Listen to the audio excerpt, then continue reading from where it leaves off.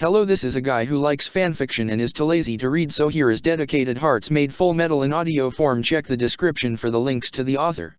Chapter 41, Thankless Mission. So you're requesting a few days leave to help with a family issue?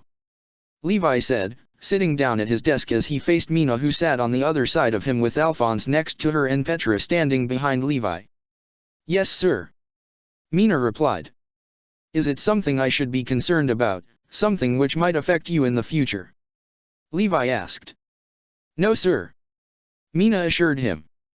My house had caught fire and they need someone to help repair some damages. Okay, while I'm fine with you leaving, it's a different story with him though. Levi said, turning his head towards Alphonse.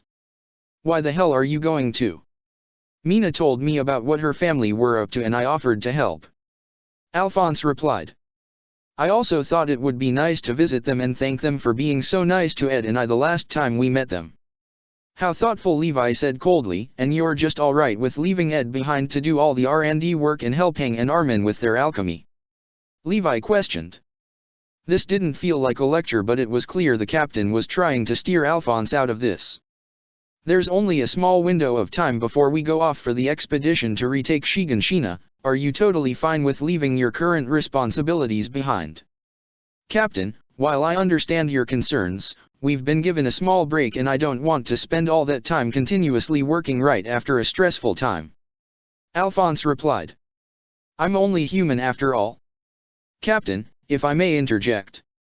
Petra said, they have been working hard ever since their arrival into the squad and God knows how many times they'd bailed us out of sticky situations. I'm sure a few days leave won't go amiss. Levi picked up the cup of tea from the small saucer and sipped on it. I know I can act like an asshole, and it's not my intention most times, but we're currently at a critical point in our entire operation. It's 5 years worth of work and sacrifices. If something were to happen and one of our greatest assets wasn't immediately available, then what happens then? If Reiner, Berthold, or the Beast Titan wanted to attack, then they'd have done it during the revolution. Alphonse argued. Also, you've known us long enough that both my brother and I are capable by ourselves.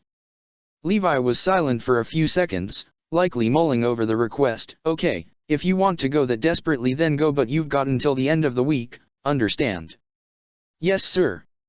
They both replied. You're dismissed, pack up your shit, you're running on a short window. Both Mina and Alphonse hurriedly saluted Levi as they quickly scurried out of his office. Close the door. You weren't raised in a barn. Well, I was raised in the countryside. Alphonse joked as he closed the door. I'll meet you at the stables. Mina said. Of course, see you there.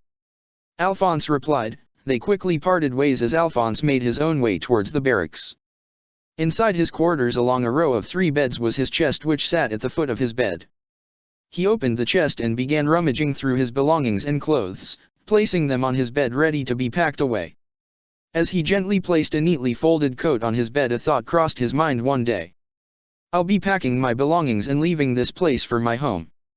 Hey! Called a voice from the door. Alphonse lifted his head up to see Ed leaning up against the doorway. So you're going away for a days? Ed stated, would have been nice if you'd had told me. We just decided yesterday. Alphonse. And you're going, Mina? Ed added, his voice was slightly accusing. It not what you think. Alphonse told him, I'm helping her family with something.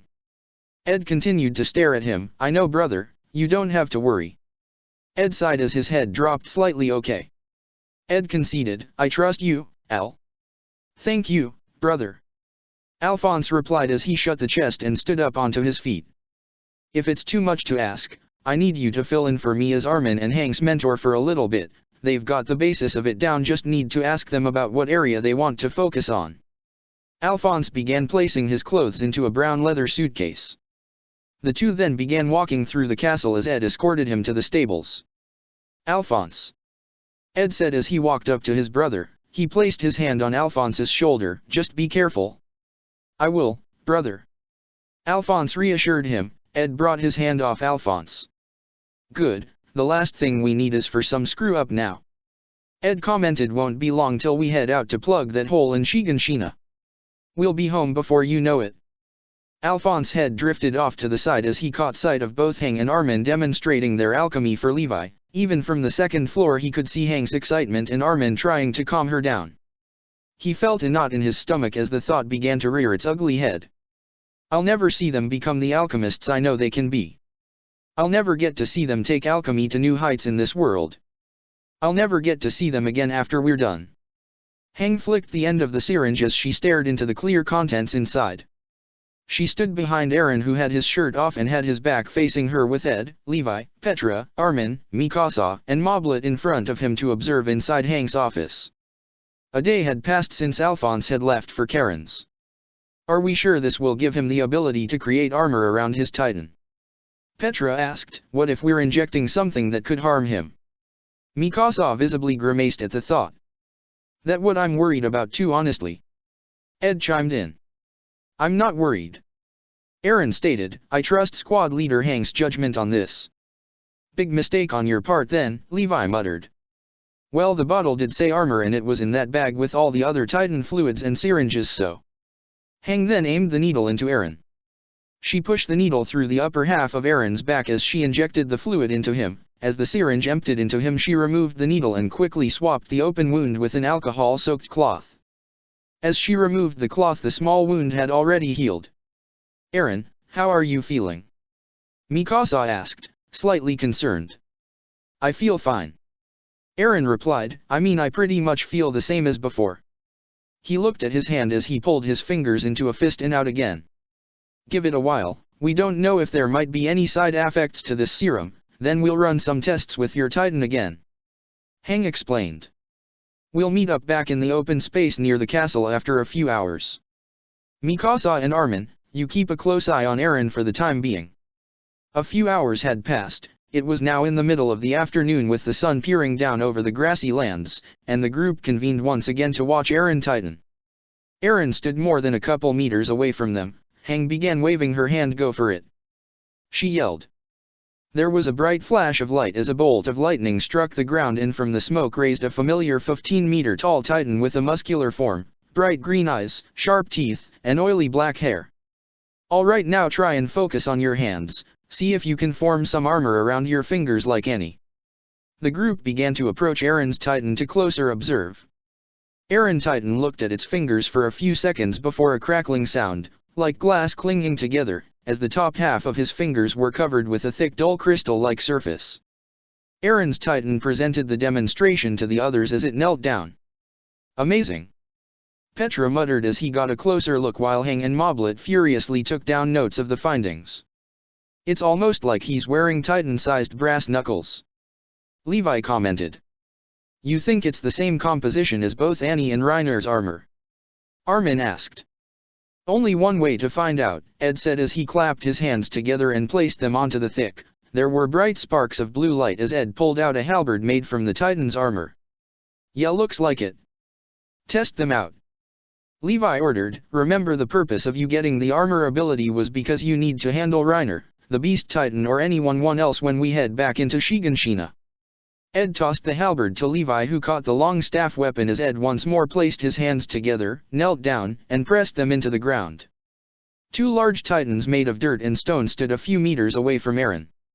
Aaron Titan turned to face them, raised his fist up towards his face and swung his fist towards the head of the fake Titan, the crystal surface colliding with the stone as his fist went through the Titan. Aaron looked at his fingers.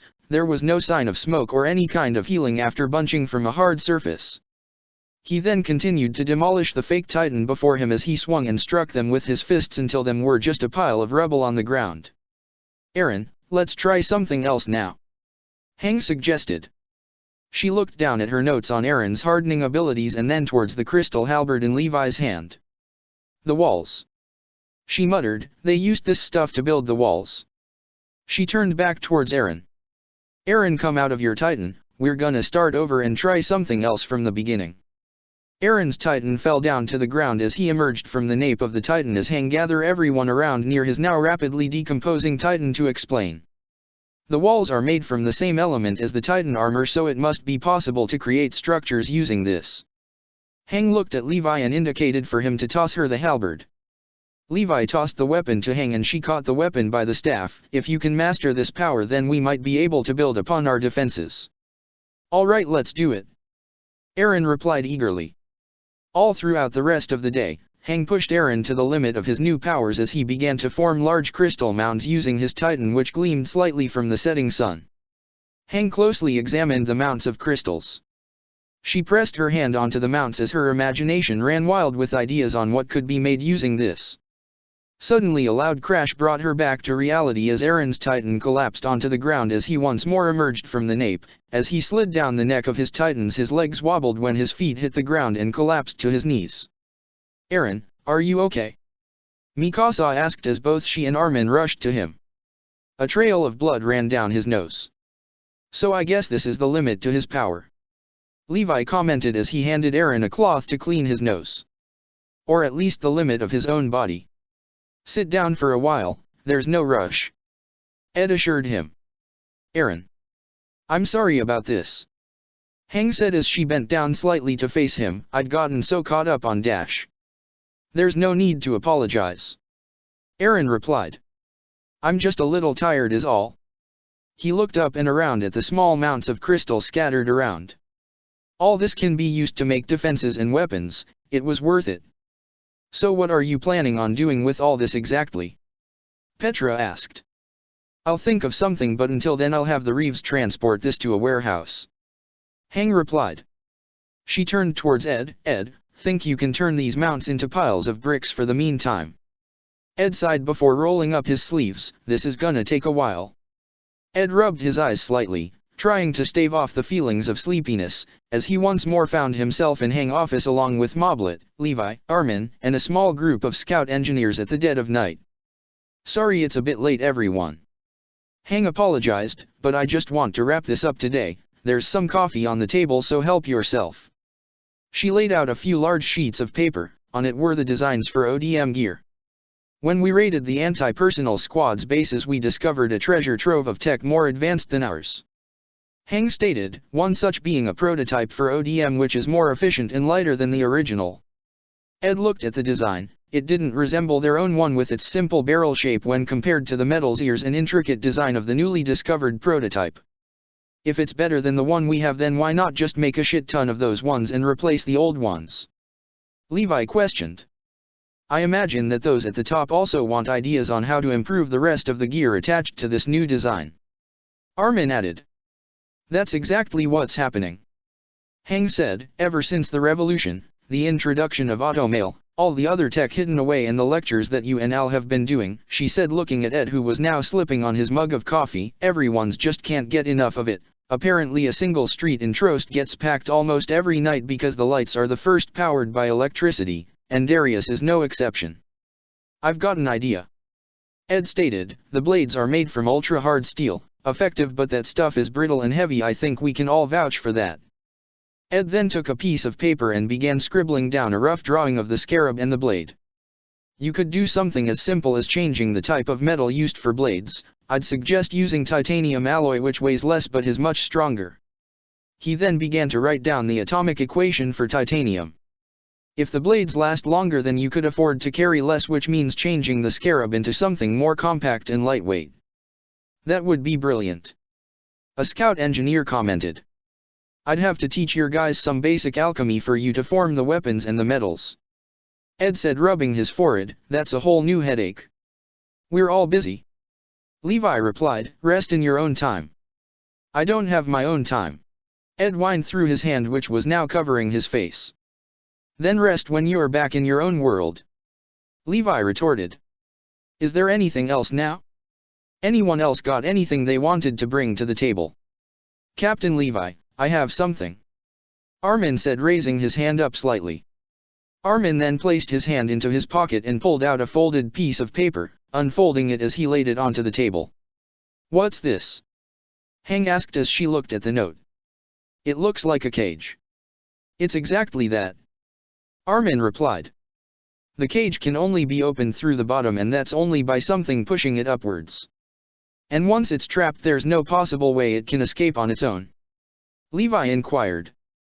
"The only way out is something strong enough to push the panels upwards and hopefully into some kind of storage area," Armin added. I haven't got down most of the details, but I thought maybe 20 meters in height and possibly 5 to 7 meters wide and made from Aaron's crystals, making it indestructible in a fall. This is brilliant. Hang exclaimed. Capturing titans? Never knew you had a fascination with those things, Arlert. Levi commented. Not particularly, Captain. Armin replied, but since there is so little we know about the Titans, I thought that creating an easier and less dangerous way of capturing them would benefit any future research about them. The Titans are also humans. Ed added, if it means not killing them, then we might be able to spare some of them and maybe save them. Ed seemed to get the attention of everyone in the room. If we can save just some of them and find a way to reverse people becoming Titans in the future. Of course, that's what I had in mind.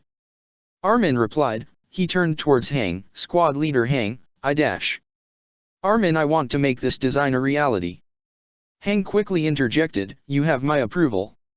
In the afternoon of a new day, both Ed and Armin stood out into an empty field near the castle. Before them were the burned hay and wood from Armin's previous attempts. Ed stared at those burnt targets. In the past he had heard and watched as Armin's attempts to master flame alchemy ended in uncontrolled destruction, but now watched as Armin shot controlled bursts of fire at the wooden targets, and real ones. So these are all your notes on flame alchemy? Ed said as he looked down and read through Armin's extensive set of notes. I may not be a flame alchemist, but these notes, this kind of research, are on the level of a skilled alchemist. That is high praise, Ed. Armin replied, thank you. Oh yeah, I forget to ask, but how do you choose which type of flame alchemy you want to perform? Ed asked. I just face the circle I want into the palm of my hand and light the match. Armin replied. Can I see the matchbox? Ed asked as he held out his hand. Armin handed Ed the matchbox and Ed began to examine the markings and symbols written on it. The box had been crumbled at the edges, likely from constantly holding the box tight on so many occasions. On both sides was a transmutation circle, each similar in some ways but slightly different in others. I'd make a slight modification to the symbol. My former hard-ass boss used to work closely with Al and me especially, I've got a good memory of that transmutation symbol. Thank you, Ed. Armin replied as Ed handed him back the matchbox. Armin took out a pencil and began scribbling new symbols into the circle. Try it out. Armin took out a match from the box and skid the match head onto the striker. As the match was lit, a burst of fire came forth from the quick motion and set the dummies on fire. The heat from the burning fires was strong and all too familiar, as the black shadows of the dummies were slowly engulfed by them. Ed heard the accounts of him setting fire to the MPs and he wondered whether this was but a glimpse of what the others saw. Do you get a new matchbox every time you run out? Ed asked. No, I just replace the matches, it's easier that way. Armin stated. That's probably a lot easier. Ed said with a light chuckle. Armin. Alphonse told me you wanted to make a philosopher's stone. I did. Armin replied. There was a lack of emotion in his voice. He also said he talked you out of it. Ed added. But I want you to tell me that you won't be pursing that. He did.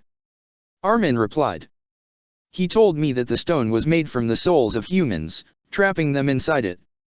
Describing it as evil. The stone, it does more harm than good.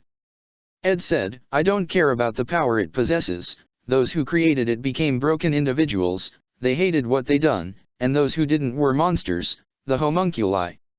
I understand, Ed. Armin said, facing the burning dummies. If we're going to fight for humanity, then we can't resort to using people in such a way. There was a short pause. It's just, aren't you afraid, even with all this, we could still end up losing, that we might still be powerless and we just don't know it? Ed could see the concern in Armin's face and the fear in his voice. Whatever comes our way, we'll find a way to deal with it, we'll win. Ed replied, confidently.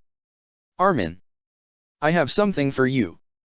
Ed reached into his own pockets and pulled out a pair of white gloves.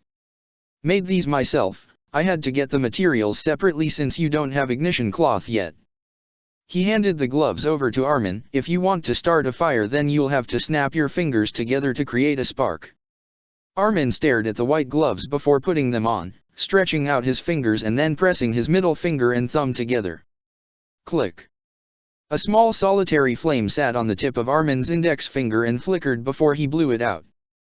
This way you won't have to worry about flipping the box over and running out of matches, Ed stated, but make sure when it rains you have a plan because this thing won't work. I'll keep that in mind. Armin replied with a soft smile. Thank you, Ed. Mina sat at a small round table next to Alphonse. Beside them was the entrance to a small cafe. In front of them were 3 cups of tea on small plates, with the third sat on the other side of the table. She's late, Mina said as she looked down at her pocket watch. You sure this is the place she said to meet? Alphonse asked. As sure as I can be. I'm not from Stohess, Mina replied. I'm not even from this world, Alphonse joked with an innocent smirk. Guess that makes us both clueless here, Mina joked back. They both looked at each other and giggled. Hey, came a voice not too far away. They both turned their heads in the direction to see Hitch jogging towards them. She rushed over to their table and sat down at the empty seat in front of them. Sorry I'm late, I had to get the files and that was a pain. She handed Mina the file. Thank you for doing this, Mina replied. Mina opened it. Inside was the profile of sketched picture of Annie and her information. Her birthday, her description, her height, her hair color, her eye color, her posting, and attached was another piece of paper with the words, Titan Shifter, written above and a description of her Titan and the list of people she killed. Among them were the names of both Levi and Petra's former squad mates. Eldjin, Oluobozadua, Gunther Schultz, and a large list of damages to Stohess. Everything that was done by Titan Shifters had been placed onto her. There was a sinking feeling in Mina's gut as she looked over Annie's file. Is this all there is on Annie? Mina asked, looking up at her. Why are the damages done to the city written down as her crimes? Beats me, it was the armored and colossal Titan. Hitch replied, the rest of the file is not very flattering, is it? That's putting it lightly, Mina replied. This just got 100 times harder. Is there anything at all positive? How was Annie as an MP? As an MP she was. Hitch paused for a few seconds. Well, there was this one case about a missing girl and she took it off my hands in exchange for a favor. I'd report her being sick for a patrol the next day. She joked about having a date with a 15-meter Titan. The expedition, Alphonse said. He shifted uncomfortably in his chair as he remembered the battle. Should probably leave that out, Hitch commented. What about the case itself? Mina asked. Did she manage to solve it? I don't know, the case file on the missing person is an entirely different report itself. Hitch, of course that morning was also the last time I saw her, but I do think Marlowe might know where to find them. I can tell him to go meet you guys at the mess hall tonight to run you through the file if that's what you want. That would be great, Mina replied. Just out of curiosity, what do you have now? What's our case? Hitch asked. So far what we have is that the information she gave us helped Hank's research on Titans and even revealed certain things about Aaron's Titan. There's still so much more we could learn from her if we keep her alive. Also, I've spent a lot of time with her and I believe she can change. She'll come over to our side, and when she does we'll have another shifter on our side. And, back in the cavern under the Rice family church she saved us. When the roof was collapsing and a Titan bigger than the colossal Titan was being formed, she was the one to stop it. She could have transformed, saved herself and left us to die, but she didn't. I'm not a legal expert, but that sounds like a good case, Hitch commented, but it does need a bit more. Which is why we need to see that case file, Mina replied. Anything that can help will help. Just then the screeching of some chairs behind them caught their attention as 2 guards wearing the red rose of the garrison, sitting only a few feet away from them, got up and left. You can count me in on this case, Hitch said. I may not have known Annie for that long, but I know there's someone soft under that cold exterior of hers and I'd like to meet that person. Thank you, Mina replied. Maybe when this is all over someday we can all go out as friends. Confident your case will win? Hitch asked, smiling. I'd like that. Considering all the crazy odds we've been up against and somehow coming out on top, I don't know, I feel a bit lucky, Mina replied, laughing a little bit. That night both Mina and Alphonse sought out Marlowe inside the large barracks of the district. They entered into the massive mess hall, candles and lanterns illuminating the wide space as hundreds of guards, MPs, and officers sat around wooden long tables eating and conversing with each other. As they made their way through, they both couldn't help but notice some of the looks the others in the hall were giving them. It was either disdain, annoyance, or passive anger. A loud sea of voices and clattering plates filled their ears as they walked through the spaces in between tables looking for Marlowe. "There he is," pointed Alphonse, spotting a figure dressed neatly in his uniform and sporting a bowl-cut haircut. He looked to be focused on his work while he sat at a table alone eating his meal. Both of them quickly walked towards his table and slid into the seats opposite him. He looked up towards them. "Hello, Alphonse, Mina, it's been a while." "Yeah, it has," Mina replied. "Last time I saw you we just ousted Rod Rice. I read the report about what happened in that cavern. You guys were incredibly lucky to make it out in one piece, let alone alive," Marlowe commented. "We weren't lucky, we had Annie looking out for us," Mina replied. "Good thing too, apparently that thing was larger than any Titan ever recorded, or at least that what squad leader Hang wrote down," Marlowe said. "Can't imagine the damage that thing would have done if it got out." "Marlowe, do you have the file on the missing persons case, the one Annie was in charge of?" Mina asked. "Right, here," he said, pulling the folder from under the other paper. "The case is about a girl called Carly Stratman, daughter of a wealthy merchant in Stohess, went missing at some point." Mina looked through the file. "Woman ran off with her boyfriend out of the district. That's what she found out, also managed to expose some drug dens, which is where she must have gotten her information from," Marlowe added. "No one wanted that case and she ended up putting it to bed." "This will help, thank you," Mina replied.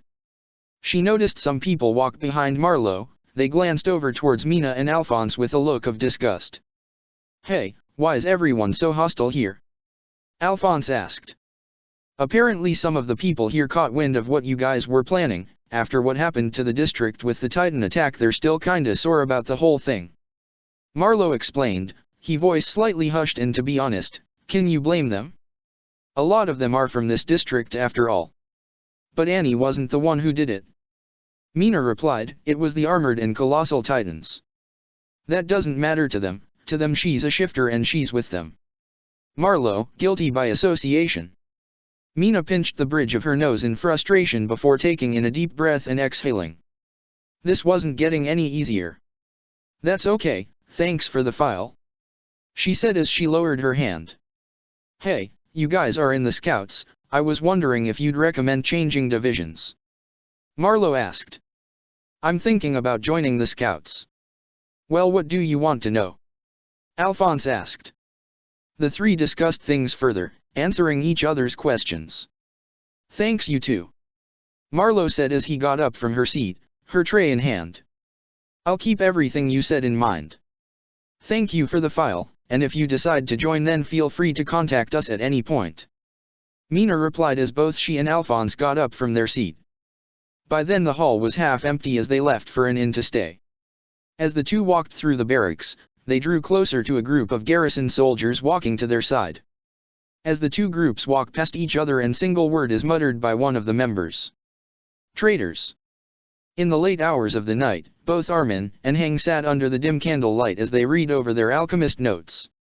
A small stacks of science books crowded around them. Armin closely looked at the symbols on his new ignition gloves, the small lizard and the flame within the center of the circle. Hunched over the wooden table as he wrote down more notes on air density and manipulating it. Hang let out a loud yawn. "How's it going for you, Armin?" she asked, with heavy eyes and her arms folded on the table. "I think I'm making good progress on my flame alchemy," Armin replied. "That's good," Hang replied. "I think I've got earth alchemy all down, but I'll carry out some tests when I have the time," she said, shuffling around pieces of paper with scribbles and little notes filled to the brim of each side and corner. "Anyway, I'm going to head off now." She stood up from the table and pushed in her chair. "By the way, I'll make sure that Titan trap of yours gets made. I'm almost jealous of the fact I didn't think of it first," she joked. Armin smiled in response. "Good night, Armin," she said as she walked off. "Good night, squad leader," Armin replied. He watched her leave the library, shutting the door behind her. Armin waited for a few seconds before pulling out a notebook. Inside were various notes on flame alchemy he thought of and mission briefings that he attended. But as he flicked through the pages he stopped at one. Emergency plan. Underneath the header were the different ideas he heard from the Elrics and from Hang, about the Philosopher's Stone. From the supposed power of the stone and its abilities, to the ingredients to make a stone. Human souls. The idea of using people, their very energy and being, to create a powerful weapon which trapped them there for eternity left him feeling uncomfortable and a little sick. Ed and Alphonse were right, it was pure evil. But the thought of the Beast Titan leading his Titan horde down on Utgard Castle played in his mind, the memory of the initial hours of Trost and the fall of Shiganshina, they all weighed heavily on him. The powers of coordinate in alchemy should give them an edge over whoever was controlling the Titans, he thought to himself, but if our enemies' capabilities allowed them to cause this much destruction and death, what exactly haven't they showed us yet? To his knowledge, the enemy they faced had a whole world to their disposal. Armin picked up his pencil and wrote on the page. Philosopher's Stone requires people in order to create it. However, from our recent discoveries, the Titans have been found to really be people who have transformed into the monsters that have pushed humanity to extinction. People equals Titans equals Philosopher's Stone. He wondered if possibly he found the perfect substitute. Chapter 42, Naivete. Ed goes over the blueprints for the new designs. There is a stern look on his face and contempt in his eyes as he looks up from the table and towards Levi and Hang. He sighs and shakes his head side to side slightly as if to say, I can't believe I'm doing this. The light from the window in Hang's office shone down on him, his body casting a shadow on the blueprints he was standing over. We don't have all day. Levi said in his usual cold and stern tone, is the design right or do you need to make some adjustments? Ed sighed, yeah, they're as accurate as I remember. Ed replied, agitation in his voice as he slid the prints towards Hang and Levi on the other side of the table. A disappointed look on his face perfectly reflected his current mood. Hang shifted the prints towards her, looking at the design. Ummerstrian semi-automatic rifle. She read out as her finger traced the outline of the weapon and its small components. She looked at the other one, automatic heavy machine guns. She read out, all of which are weapons used by your country's army. Yeah, they are. Ed replied, back when I was a state alchemist, weapons training was a part of the course. So these are all good then? Levi questions. This won't blow up in the user's face if they pulled the trigger. Ed looked back towards the prints. I had to relearn weapons maintenance every once in a while as a state alchemist, also I live with a mechanic so I know a thing or two about machinery and parts. Ed then looked back up towards Levi, so yeah, I know what I'm talking about. I know you must hate this. Hang said, but we have our orders. I know. Ed replied, it's just helping to make this. He paused for a few seconds. I can't see a reason to why the army would need this, other than wanting to keep their control over everyone. You know the garrison and MPs use muskets and shotguns. Levi replied, using guns isn't something unheard of even if our enemy is the Titans. Ed gave Levi an unimpressed look which Levi gave back in kind. I'm sure you've had to use one once. I can only think of one time we used muskets against Titans, but I remember all the times you guys used muskets against other humans. Ed replied. And no, I haven't. Darius promised that if both you and Alphonse continue to comply and help us work towards setting up the foundations for a more advanced future, he'd push towards changing the system and devolving regional powers. Hang stated. I'm still wondering whether we've just been coned on that. Ed remarked bitterly. It really wouldn't surprise me if that were the case. We'll change the world when and if that bridge comes, but for now let's focus on what's at hand. Levi told him. You know I want to help the people of the walls progress. It's difficult work, but teaching people about science and showing them these new technologies. Ed contemplated, staring off at table. It's probably the best kind of work I've been told to do. Al and I wanted to learn as kids about alchemy from book we found in our dad's study, and we want to help others learn and use everything we've learned, but not like this. You and Alphonse taught Armin how to do flame alchemy. Levi pointed out. Al didn't teach Armin how to perform flame alchemy, Armin taught Armin how to perform flame alchemy. If Al was a bread baker, then all he did was give Armin the ingredients and some general advice to make a cake. Ed retorted, looking back at Levi. Same thing, replied Levi. Both you and Al taught or gave advice to Hang and Armin on how to perform alchemy, and it's now theirs to use. Whatever you teach or give to the people of the walls will at some point be used for something you support or hate. Maybe they'll create pipes for clean water, or maybe they'll build more walls to separate each other based on some stupid shit, and it's a real shitty thing to know you might have contributed to the latter when all you've given was meant for good intentions, but sometimes we can't control that. I know what consequences are, Captain, Ed replied. I've been responsible for plenty of them, good and bad. Then continue to help make these weapons, no matter if it ends good or badly, Levi replied. Ed sighs. He threw his hands up in the arm slightly as he shook his head. Look, I know I'm sounding like an asshole. I'd probably punch someone in the face if I said this to me, but it's the truth. You are right about one thing though, Ed, Hang interjected. Making new guns won't help us defeat the Titans. She flicked through the other print's artillery. She read out, this looks something like a cannon. Well, it pretty much is, Ed replied. The better version of what a cannon is, or the updated version of it. And the other one looks like a smaller version of a mortar, Hang added. That's the best way to describe it, small enough to be carried around by a person, Ed replied. What are you trying to get at? Ed asked. He noticed a familiar smile on Hang's face, a slight smirk which said, I have an idea.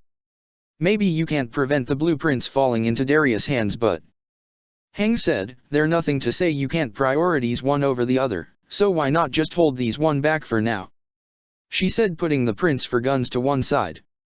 And just send these ones for the time being, she said, putting the prints of the artillery and mortars to the other.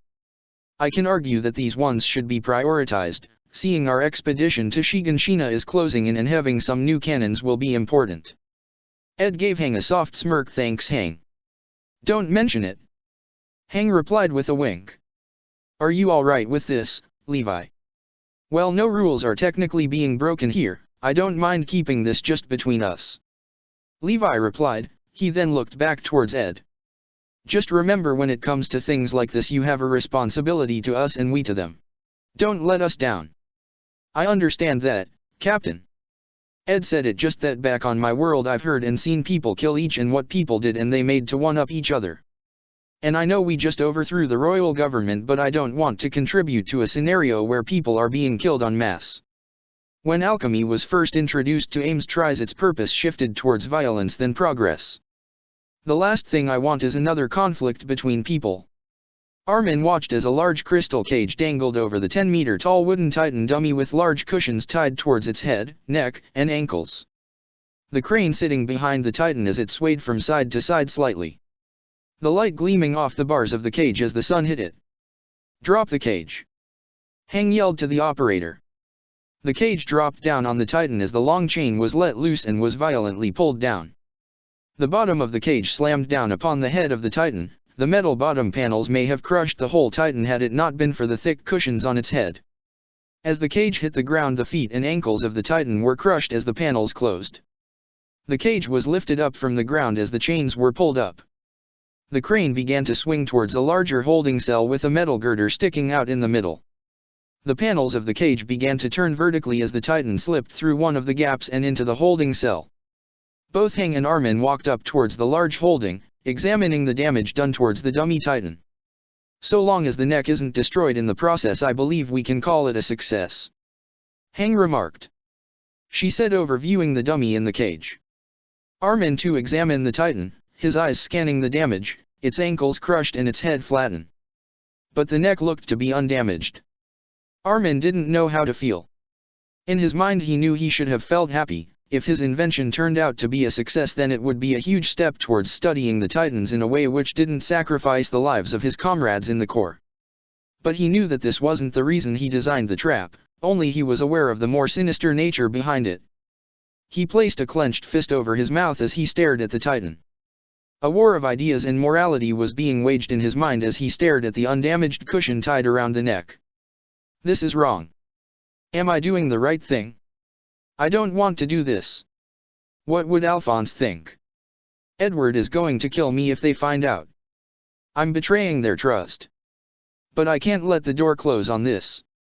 I don't want to lose to the Titans. I don't want my friends to die. Deep in thought, huh? Hang said, looking at Armin. I guess you can say that. Armin replied. Looks like the neck cushions are alright, that is brilliant. Hang said with a wide smile on her face and excitement in her voice. Your invention passed one of the hurdles. Yeah, that great, I'm happy.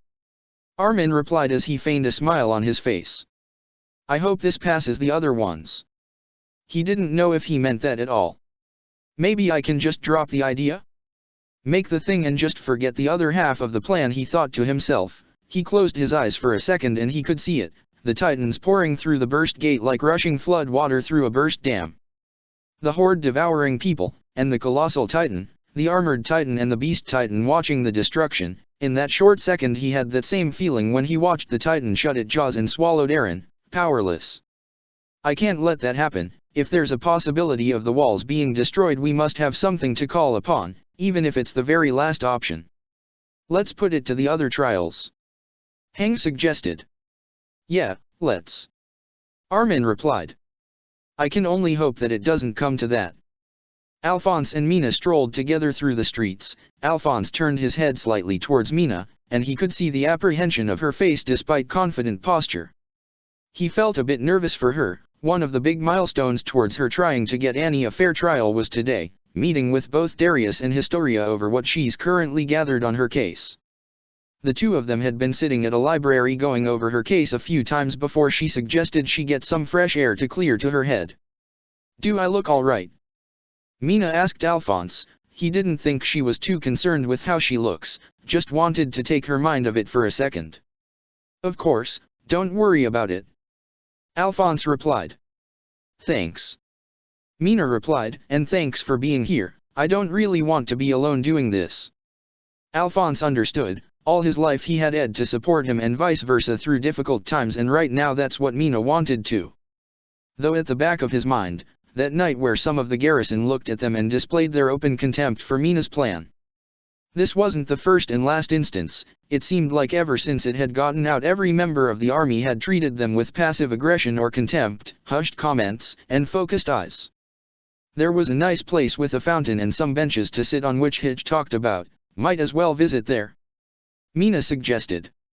Alphonse nodded his head and continued to follow her. They soon passed by a small shop when two men, both dressed in long brown military coats like them, left the shop and stood in their way. They looked at them with a cold expression and their hands clenched into fists as they tried to tower over both Alphonse and Mina, as if to intimidate them. Alphonse didn't notice it at first, but he had seen those men before, the messy brown hair and the other one with the long dark ponytail. Why are you doing this? Asked the man with the ponytail. Why are you helping that murderer? That's none of your business. Mina responded as sternly as possible. None of our business. The man with the blonde hair questioned. That cruel monster killed Ivan. She killed our friend. It was clear he was angry, furious even. She killed Captain Levi and Petra's comrades too. The Corps had to give their relatives their mangled bodies. We're aware of what she's done. Mina responded, but that doesn't mean she can't be useful. That doesn't mean we can't get her onto our side. Our side? One of the men replied, clearly disgusted by the idea. Nobody will accept her in the Corps, not in the MPs, not in the garrison, and there's no way in hell she'll be accepted in the Scouts, not after she put dozen of our comrades into body bags. You were there. The other one said, looking at Alphonse. You had to carry Ivan's body to the cart. I had to tell his family about what happened to him. Why are you doing this? I've known people who can change and I've seen them change. Alphonse replied. The memory of greed and his sacrifice still in his mind, and even Scar learned to reconcile their difference in violent history. She can change? The man questioned. Can you honestly say that after everything she's done, that she can be allowed redemption? He was almost flabbergasted by the idea. You think she'll be forgiven for this? You think anyone will forgive her for this? She's your friend, I'm assuming. The man with the ponytail asked almost accusingly. Do you know what she wants? Why she was willing to kill our friend or possible start all this? She's working with the Colossal and Armored Titans. They're the reason we've lost Wall Maria. Mina was silent. Alphonse didn't know what to say either because he didn't know what motivated Annie too, which made Alphonse a bit uncomfortable. He knew what Greed wanted, he wanted everything, and he knew what Scar wanted, vengeance for his people. But he knew what they wanted and how that aligned with his and Ed's interests. But Annie, what did she want? I know what she wants. Mina responded. And she was willing to kill our comrades to get it. You don't think she'll betray you? They asked. You think she'll abandon the cause she was willing to kill just for you? Like I said, she's my friend. Mina replied. Do your other friends know about this? One of the men asked to both of them, how do you think they'd feel about this? Neither Alphonse nor Mina knew how to respond to that, because they knew that while the others might have viewed Annie as a comrade in the past, those bridges were no doubt damaged. Even if she saved their lives. Word of advice, drop this now. Because even if she can be trusted, no one in the Corps will ever accept a Titan shifter who's killed so many of our comrades. Mina sat down at a stone bench with Alphonse. It was only a couple minutes since their confrontation with those scouts. She felt exhausted both physically and mentally, working and dedicating hours of her time, day and night, to creating the case for Annie, and now the strain from everyone who all wanted the opposite.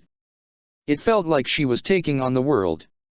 It was quiet between them, the sound of passers-by and the rushing water from the fountain nearby were.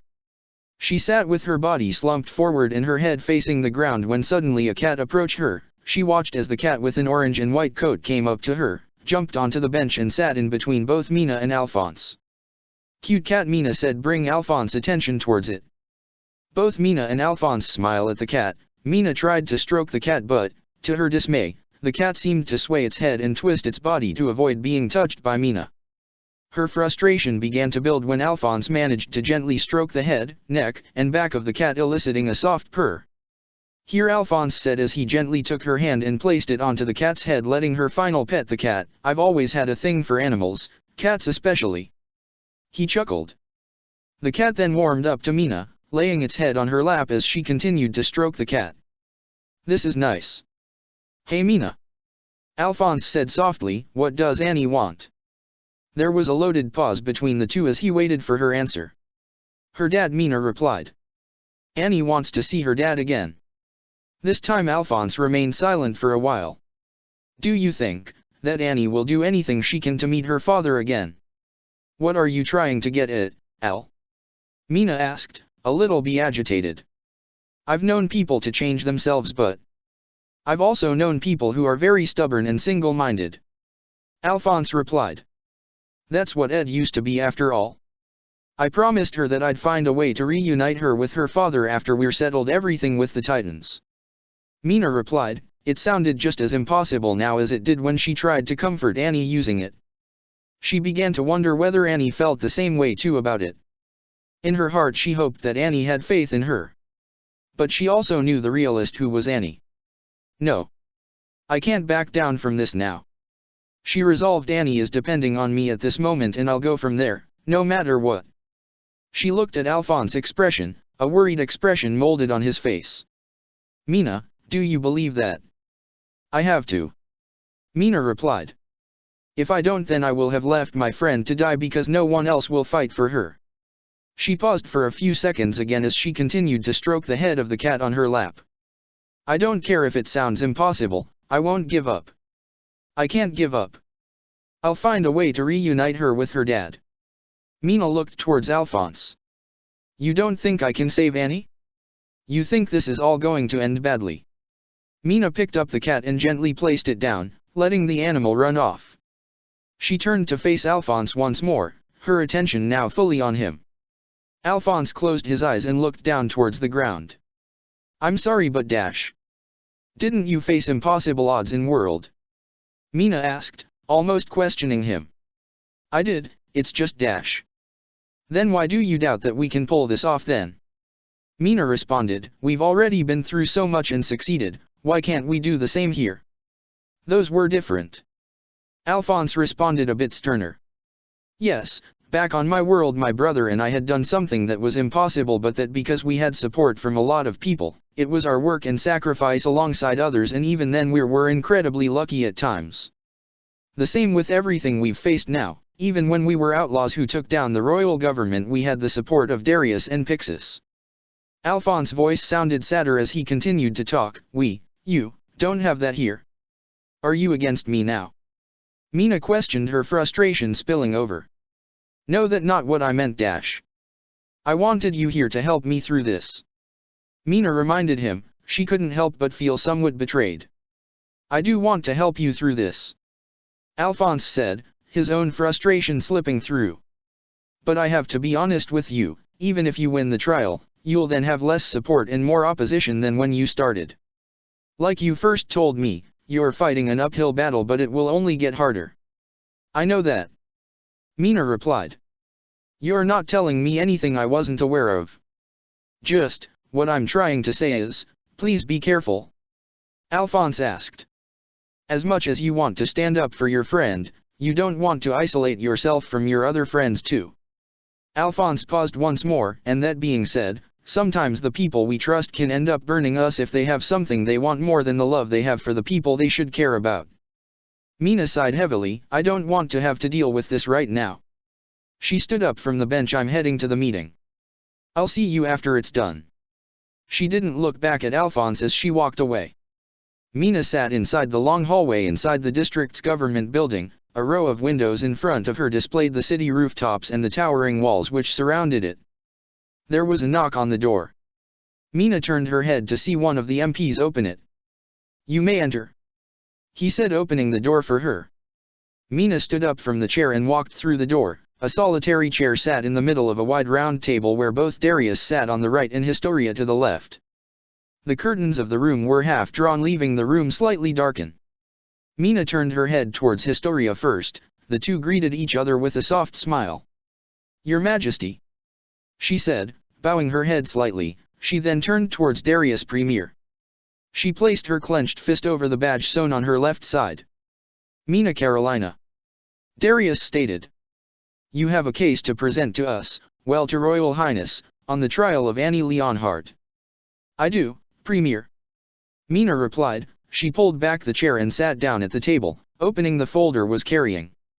Well, I acknowledge that the case against Annie Leonhardt seems impossible to argue against. I would like to present my own case in her defense for the coming trial. She took a deep breath. On the night of the raid on the Rice family chapel, Rod Rice used Titan serum to transform himself into as a way of avoiding arrest. His Titan appeared to be similar or larger to the colossal Titan. It was Annie's quick thinking and actions which defeated his Titan before he could fully form. It was her quick thinking that kept us alive that day. Yes, I have heard about what happened in the cavern, Darius replied. Her actions had saved the lives of Levi's squad and our Queen Historia. But have you ever considered the possibility that she was hoping to both kill Rod's Titan and escape with her Titan? Mina sat quietly for a couple seconds. No, I haven't considered that possibility, she replied, trying to recapture her composure. During the time I had retrieved her from her crushed Titan, I don't know what she was thinking at the moment, but I know it was her idea which saved us. So you took a gamble and it luckily paid off, Darius replied, a bit perplexed. I see. Mina tried her best to keep a calm face, preventing her frustration and anger from showing. What are the other points of your case? Mina took a deep breath in once and composed herself. My second point is that Annie Leonhardt could be susceptible to change. From my own experience with Annie, I've come to learn more about her and that she is slowly becoming more cooperative with us. Your own experience? Darius asked, looking very unimpressed. Anytime under Levi's squad's custody, she refused to talk or surrender any information to us even through pain of torture, but I was able to establish a rapport with her which led her to being more open and provide valuable information. Mina explained. There was an uneasy feeling as she tried to remain brave under the scrutiny of the Commander-in-Chief. Okay, so you believe you can convince Annie Leonhardt to betray the Titans? Darius questioned. Quick question, how do you know she isn't tricking you? After all, I have been told that of the cadets of the 104th Corps, you were one of her closet friends. Have you considered that you might have a slight bias? No, Mina replied. She didn't want to admit it, but she did trust Annie. Of course she did, Annie was her friend. So far everything she has told us wasn't a lie and was used to our advantage. She has not at any point fed us any false information. Because it wouldn't be beneficial for her to do so now or during that time period, Darius further probed. Sorry if I'm making this hard on you, but you will have to face a prosecution which will look to tear your arguments apart, so I'm just replicating the trial. Darius explained. But please carry on. The information she's given has influenced our strategy, and we know more about the Titans and Titan shifters than what we knew before. Mina argued. If we're able to convince Annie to join our side, then we can add another Titan shifter to our ranks. Why not just have another person inherit her Titan? Their loyalty would be unquestioned and it would be far easier. Darius countered, speaking as if that idea was obvious. Because she's my friend and I promised to save her. Because Annie has years of experience using the female Titan and more knowledge about the Titans and their plans. Mina replied. With the expedition to Shiganshina coming up, we wouldn't have the time to retrain someone and we lose a wealth of information. But you believe it will be possible to convince her to join us before that deadline? Darius asked. Yes. Mina replied almost immediately, not wanting to show weakness or uncertainty. Confident are we? That will be good for the trial. Darius commented. Anything else? Building on my last point, Annie is a valuable asset. Mina continued. As an MP, she had shown herself to be competent and hard-working, closing a missing persons case which other MPs had failed to solve, as well as exposing drug dens in the district. A standout MP, but I don't think that will be enough. Darius stated. But we know she is skilled, it's what makes her dangerous. But it makes her an asset to our cause too. Mina retorted. Which goes back to the previous point, can you convince her to change? You say you can, but realistically, do you expect to convince a jury that you can do it? Darius questioned. That may be the main obstacle in the trial. If they believe she isn't a threat but an ally in the making, then maybe you can win this. For the first time in this meeting, Mina felt a bit of hope, but remember, not everyone is her friend like you, but they are definitely enemies. Darius turned to Historia. Your Highness, this is ultimately your call. Do you wish for Miss Carolina to represent Leonhardt in the trial? Historia, who had been sitting quietly for the meeting, replied. Yes, Mina, if you can then save Annie. Thank you, Your Highness. Mina replied. The three got up from their chairs. Historia walked up to Mina with arms out open. The two tightly embraced each other for a few seconds. Good luck. Historia pulled away slightly. If you do win, then, can you ask Annie about? Historia fell silent as she stared at Mina for a second. Ask Annie about Emir, anything about what would have happened to her, when you get back. Of course, I will. Mina replied. It wasn't hard to read her slight change in request. She wanted to know as soon as possible, because there wouldn't be a later. The MP standing by opened the door for Mina. I'll have a team of MPs escort Annie to the capital. It would be best if you can accompany them. Darius said. Mina once more placed her clenched hand on the badge sitting over Hart. Thank you, Premier. She walked out of the door. She turned her head to the side to see Alphonse leaning up against the wall, waiting for her. The two stared at each other for a couple seconds. Nothing said, but an uncomfortable feeling lingered between them. Mina, Alphonse, it's all right. Mina said, interrupting him. We have to leave soon. She nodded at him as he looked at her with an expression of pity, like he was thinking, I'm sorry, but then again, did anyone really believe that she can save Annie? She didn't want to give up on Annie. She couldn't. She didn't feel anxiety, or fear, or trepidation, or even nerves as she approached the castle. For a while now she had accepted that this moment would come, or at least she didn't feel it to the crippling extent she had expected. The moment Captain Levi would have to confront her on her lie. She wondered what he'd say to her. Would he yell, or would he just tell her to get out of his sight? She didn't know, but what was certain is there was no scenario where she gets off lightly.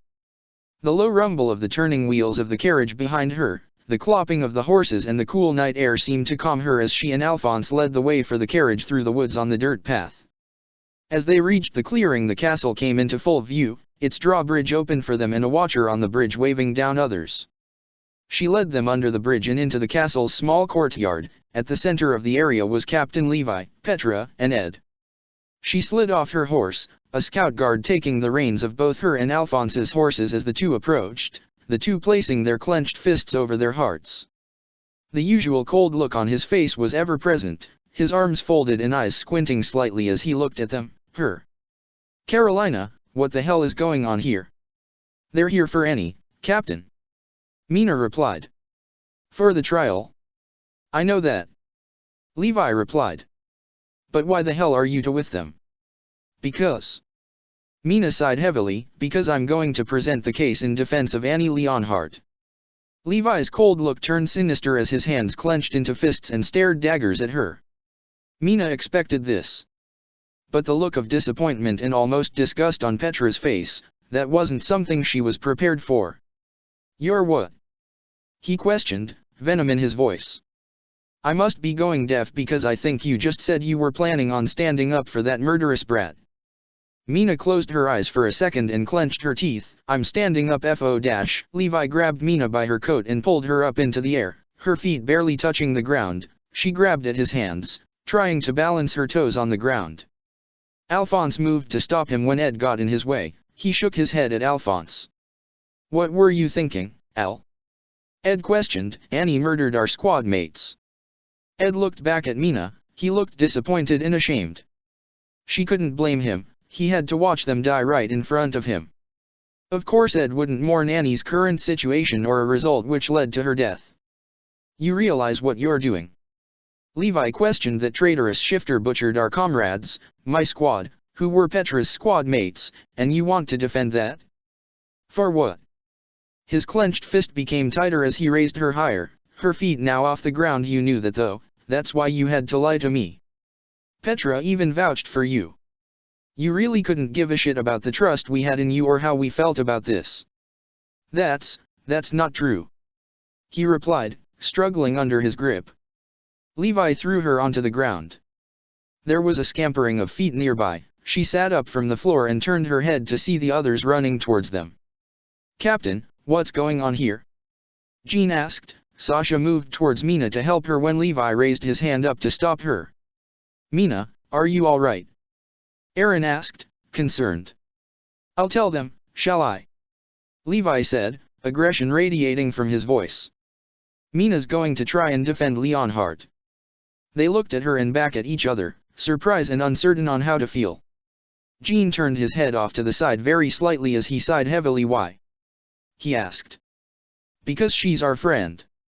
Mina replied. They had to understand, right? Reiner and Berthold were our friends too. Aaron stated, sadness emanating through his voice. That doesn't change what they did, or what Annie did. What she did was kill Marco. Have you forgotten that? Jean replied. His tone was a mix of anger and sadness. He didn't want to be angry but he couldn't help how he felt. Mikasa disapprovingly shook her head too. Sasha, Armin, and Connie didn't know what to say and could only look at her with pity. Listen.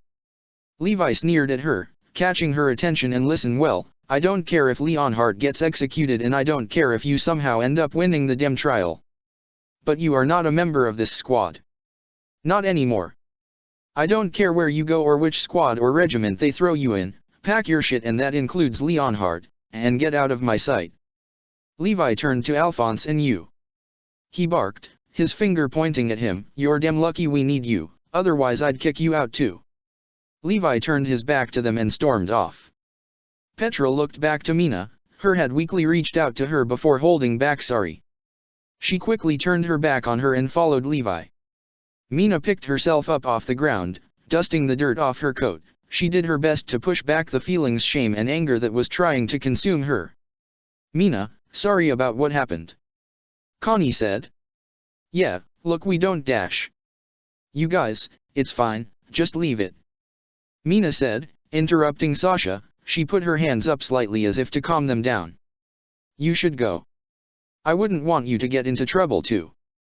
Both Jean sighed before walking away. Mikasa shut her eyes as she turned away from her. Aaron gave her one last sad look before he walked off too. Both Connie and Sasha lingered, unsure if to help her or not. Connie threw his hands up a bit. I can't, I just. He walked away. Mina, good luck, I hope we see you again. Sasha said, trying to encourage and reassure her, but like everyone else she left too. Ed pulled Alphonse to the side. Ed. I'm sorry. Mina didn't know what she was apologizing for. I don't know what to tell you. Ed replied. He sounded exhausted and disappointed as he moved Alphonse along with him. She didn't know if he was telling this to her or to Alphonse. Only Armin remained with her. Both she and Armin stared at each other for a few seconds. Mina. Armin walked up to her. It's not too late to turn back from this, he suggested. What would you have me do? Mina asked. She herself sounded tired. Of course she was. Drop your case, don't go to the trial, and apologies to Captain Levi and Lieutenant Petra, Armin suggested. Don't tie yourself to Annie. Armin, do you have any idea about what you're suggesting? The anger and frustration that she tried to keep locked away was beginning to surface once more. It's already too late for any of that. It's not too late to turn back. Armin stuttered, as if hesitating. You can walk away from this. No. Mina replied, resolute. Some things we can't turn back from. She began to walk away from him, the MPs following her, but she was close enough to hear Armin mutter. I know. Mina leads them into the castle, down towards the mess hall. The hall was lit with torches, bathing the hall in a warm orange. She led them to the door, the dungeon waiting for her. Wait here, Mina said as she opened the door. I'll get her.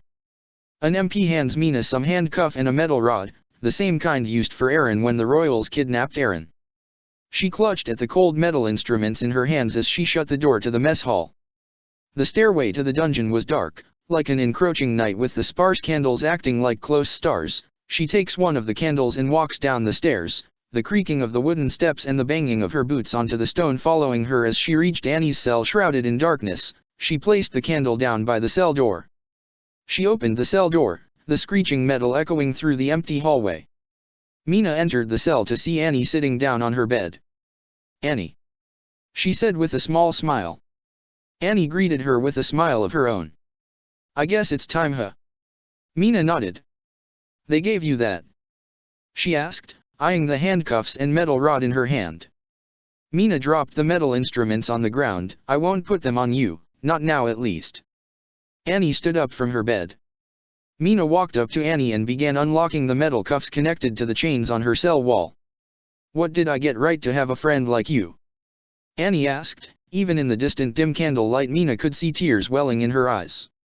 Mina pulled her in for a deep hug, her hands gripping the shirt Annie was wearing tightly. I don't know, but what I do know is that I care about you. Mina replied. She didn't want this moment to end. They both pulled away and stared at each other with soft smiles. Annie's expression then turned into one of sadness as her eyes and the corner of her mouth drooped down. What is it? Mina asked. Annie then gripped Mina's shoulders and pulled her down, as she quickly and swiftly delivered a kick to her chest. Mina collapsed onto the ground. Shocked, she didn't know how to respond. Annie then delivered a swift kick into her side, flipping Mina over and sending her into the wall.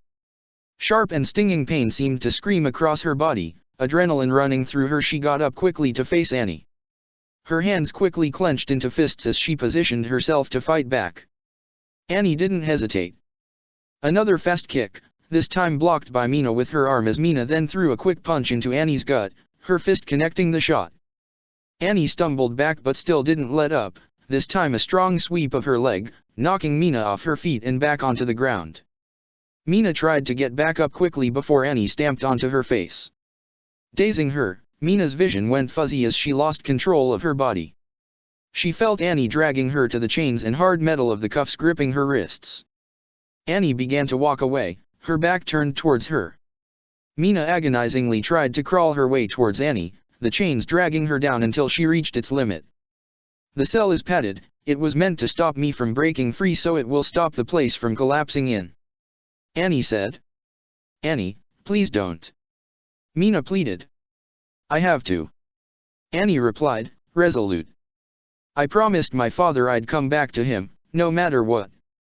Annie closed the door of the cell and ran towards the staircase. There was the sound of footsteps running up the wooden stairs, the door opening, the shocked reactions of the two MPs and finally a loud explosion like lightning hitting the floor above her. Chapter 43, Cat and Mouse. It came without warning, A bolt of lightning striking the castle from the sky like javelin from heaven, and instantly a powerful rumbling from the ground. It was as if the ground beneath Levi's squad and the scouts was about to collapse from underneath their feet as they fell to the ground from the violent shaking. Not a second later the left side of the castle began to collapse upon itself, grey bricks raining down towards the ground, a few unlucky ones caught by the terrible hail, and the sound of crashing rumble filled the ears of those within the castle walls. "What the hell is going on?" Levi yelled as he quickly got back to his feet, helping Petra up from the ground. Both Ed and Alphonse quickly got to their feet after stumbling to the ground. Not a second later a 14-meter-tall titan with short blonde hair, a feminine figure and strips of skin partially covering its exposed muscle emerged from the side of the castle. "No. No. No. No. Fuck!" Levi yelled as he caught sight of it. The female titan turned its head and looked in their direction, its blue eyes narrowed glaring at them. Levi could tell what she wanted, nothing more than to crush them under her heel like a bug. But she turned away, her foot crashing into the outer walls of the castle like sledgehammer to bundled twigs. As her foot crossed the other side of the wall, the zipping sound of metal cables in small bursts quickly rang around as a few scouts flew towards her. "No. Don't!" Levi yelled as he caught sight of them. But it was far too late. The scouts swarmed Leonhardt, one of them fired their cables into her neck and reeled themselves forward. The female titan quickly grabbed the cables attached to her neck and yanked out the hooks and swung the person onto the castle wall like child smashing conquerors onto the wall, a disgusting blood splatter painting the grey bricks as their body flopped to the ground. Another scout spun themselves around towards her front as her head was turned to look back. The female titan caught the scout in her hand and squeezed hard before throwing them into the nearby forest. The third scout tried to retreat after the gruesome death of their comrades but was swatted away by the hand of the titan like an annoying fly. They crashed onto the ground, their body injured by the fall but still alive. "Do not engage the female titan," Levi ordered. "Where's Aaron?" Petra yelled. She turned towards one of the scouts. "You find Aaron?" "Yes, Lieutenant," replied the scout as they ran inside. Levi turned his head to the other scouts around them, alert Commanders Irwin and Pixis. Levi knew that they couldn't stop her here. If she was smart she'd make a break for it then battle them on their own turf. She managed to wipe out his squad in their first encounter. But if Aaron could quickly show up, Edward and Alphonse incapacitate her. The scouts quickly got onto their horses and rode off. Ed then placed his hands onto the ground. Flashes of blue lighting appeared around him as cannon merged out of the ground. The cannon fired off its shot hitting the left side of the female titan's face. Alphonse pressed his own hands into the dirt. A large spike burst from the ground and impaled her leg. Alphonse quickly got up and ran towards the female titan. "Al!" Ed yelled. "Alphonse, where the hell are you?" Levi watched as Alphonse ran towards the large hole in the castle left by the titan. "Son of a bitch," he grumbled. Another cannon shot went off, the shot hitting female titan directly in the face, blinding her. Suddenly a burst of fire struck the titan, knocking female titan to the ground as she tried to run away. Armin stood above them on the castle wall, running towards the gap and female titan. "Alert!" Levi yelled, "Don't let her get away." Armin nodded and continued the onslaught. The female titan quickly got up onto her feet, its face already healing from the damage, a bright blue eye spotting them. Armin set off another blast of fire but the female titan quickly hardens her forearms and shielded her face. She grabbed a chunk of the wall and tosses it at them. They all scatter around from the flying debris. Armin almost tripped off the wall before Mikasa grabbed him and kept him up. "Where Aaron?" Levi barked, looking at them on the wall. "He's unconscious," Mikasa replied. "The falling debris hit him on his head, the others are with him." Mikasa turned back towards the female titan and locked eyes. "You've got to be kidding me," Levi growled. The female titan swung her leg into the wall, more chunks of debris falling towards them. Mikasa grabbed Armin and leapt off the wall, the gas from her ODM gear breaking their fall. The female titan turned her back towards them once more and ran, its feet knocking down the trees in its way. "Captain, the female titan is escaping," yelled one of the scouts. "I know. Alert the nearby outposts and towns, and inform the garrison inside Trost district," Levi ordered as he surveyed the damage. "The female titan has escaped, she's heading south." Irwin looked over the large map of the walls, laid out over a table in the middle of the office he had made his temporary home as he planned for the expedition for Shiganshina. The morning sun began to seep through the cracks in the lazily closed curtains, the small wooden pieces on the board casting long shadows over the map. A loose line of red dots connected by a thin black line spanned from Trost to Shiganshina, representing the chain of supply outposts.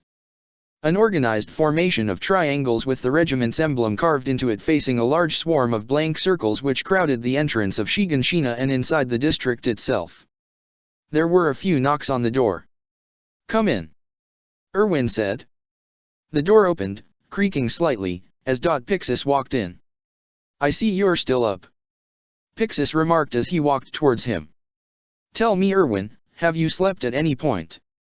Pixis looked at the large map before him. "Not yet," Irwin replied. He didn't notice it until now, but he was tired.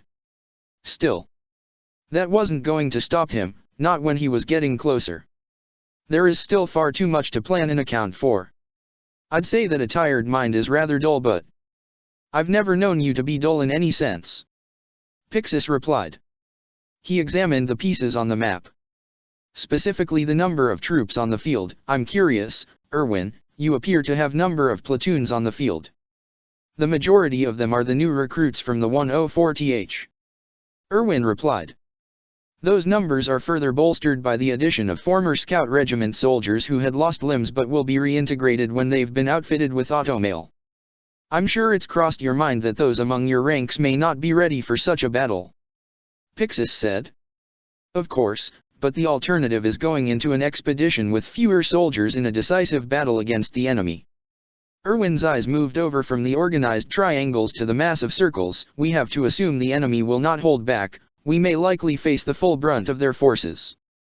"And why would you assume that?" Pixis asked. "If your enemy had a shifter who has the ability to command titans and 2 other individuals who can manipulate material, all in one area, would you fight conservatively?" Irwin asked. Pixis shook his head slightly. "Exactly, this will be a turning point in history. Either for humanity or the titans, we can't afford to pull our own punches. Those poor souls could drag you down," Pixis speculated. "There are other roles in a battle than combat," Irwin responded. "But if the enemy isn't going to pull their punches, then can you expect your line of more able-bodied soldier to thin very quickly?" Pixis pointed out. "Perhaps you would benefit from having soldiers from the garrison to fill in those gaps." Irwin pondered on this for a few seconds. "I don't think there's a battalion of garrison troops that would offer to join us." "I'm not talking about having a battalion of garrison soldiers joining your ranks permanently," Pixis replied. "I'm sure one of my captains is willing to volunteer themselves and others."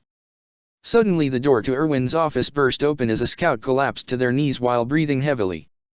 "Commanders, the female Titan has escaped." Irwin's blood ran ice cold, his eyes twitching slightly, breaking the stone wall expression on his face. "How long ago was this?" Pixis asked. "A couple hours ago, just last night," the scout replied. "I and others left to inform the outposts and districts while Levi's squad distracted her." "Thank you, Solider," Irwin replied. His voice remained calm despite the situation. "You're done your part, get some rest." The scout saluted and left the room. "Another fire to put out," Pixis remarked, "and it couldn't have come at a worse time, right when we were establishing our control over the walls.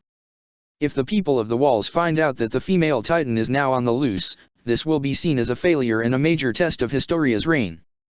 Irwin speculated. "Any fear among the people will be used by the last supporters of the old regime. We have to inform Darius but keep the circle as small as possible," Pixis added. "We also need to decide on our next course of action. I'll inform some of the regiment's squads to sweep the areas around the former regiment's HQ," Irwin stated. "I'll have the garrison battalions sweep the south," Pixis suggested. "This must be frustrating for you, having this happen while you plan for the expedition." "This is unfortunate, but there's no point in being frustrated. All we can do now is act," Irwin replied. But past his calm exterior and monotone authoritative voice, Irwin was beyond frustrated, another obstacle in his way towards his father's dream. She didn't know how long she was down there for, but it felt like an eternity in the darkness. The roof of the hallway had collapsed in with the debris, the candles that lit up the hallway were snuffed under the rocks. The muffled sound of rumbling and explosions had already died, every so often she heard the sound of someone shouting in the distance. But it was the sound of her shallow breathing and the rattling of her chains as she tried to move every so often in a futile attempt to escape. She closed her eyes, it didn't matter as all she could see was darkness regardless, and clenched her fists as she remained lying on the floor. Idiot! She muttered to herself. How could I have been so stupid? She tried to get up once more before a sharp pain on her side prevented her. She lay back onto the floor, gripping her side. Damn it! She muttered weakly. Someone, help me! Am I going to die here? There was a low rumble above her as faint blue sparks caught her attention. She shifted her head up, her eyes looking up towards the ceiling. Very quickly a large hole formed above her as a light blanketed her. A rope was thrown down, dangling near her, as the sound of clothes gliding against the rope and the shadow of figure descended upon her. Mina! Said a familiar voice, comforting in its sound. Next came the sound of the chains breaking. The figure quickly ran to her front and very gently lifted her up to her knees. Her eyes adjusted to the light as she began to make out the features of the person holding her up slightly. Alphonse! She muttered. Alphonse helps her up to her. She once again clutched her side as her legs buckled behind her. Alphonse her down gently and moved to her side. She looked to her and Mina nodded her head. Alphonse opened up her coat and lifted her shirt up slightly. He placed his hand on her side and she winced. Your ribs might be fractured. Alphonse said, I don't know much about medical alchemy but I might be able to help with it. He placed his hands together and placed them on her side. There were a few small flashes of blue light and Alphonse placed down her shirt. He moved back to her front. Okay.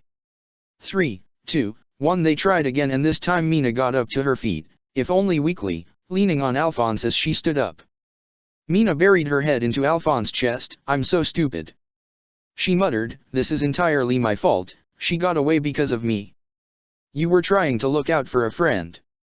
Alphonse replied, trying to reassure her as he embraced her.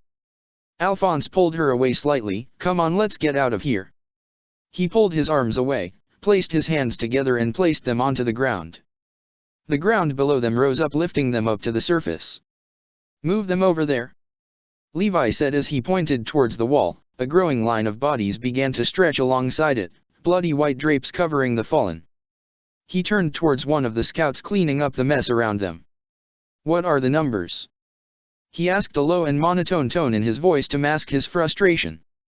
Including the MPs that were here, we're looking at 10 dead and 7 wounded. The scout said, but we're still pulling people out of the rumble from the side of the castle that collapsed. All right, continue on. Levi replied. The scout saluted before running off back into the rumble. Levi sighed, damn it, all this shit to deal with now. Of all the fucking times in the world.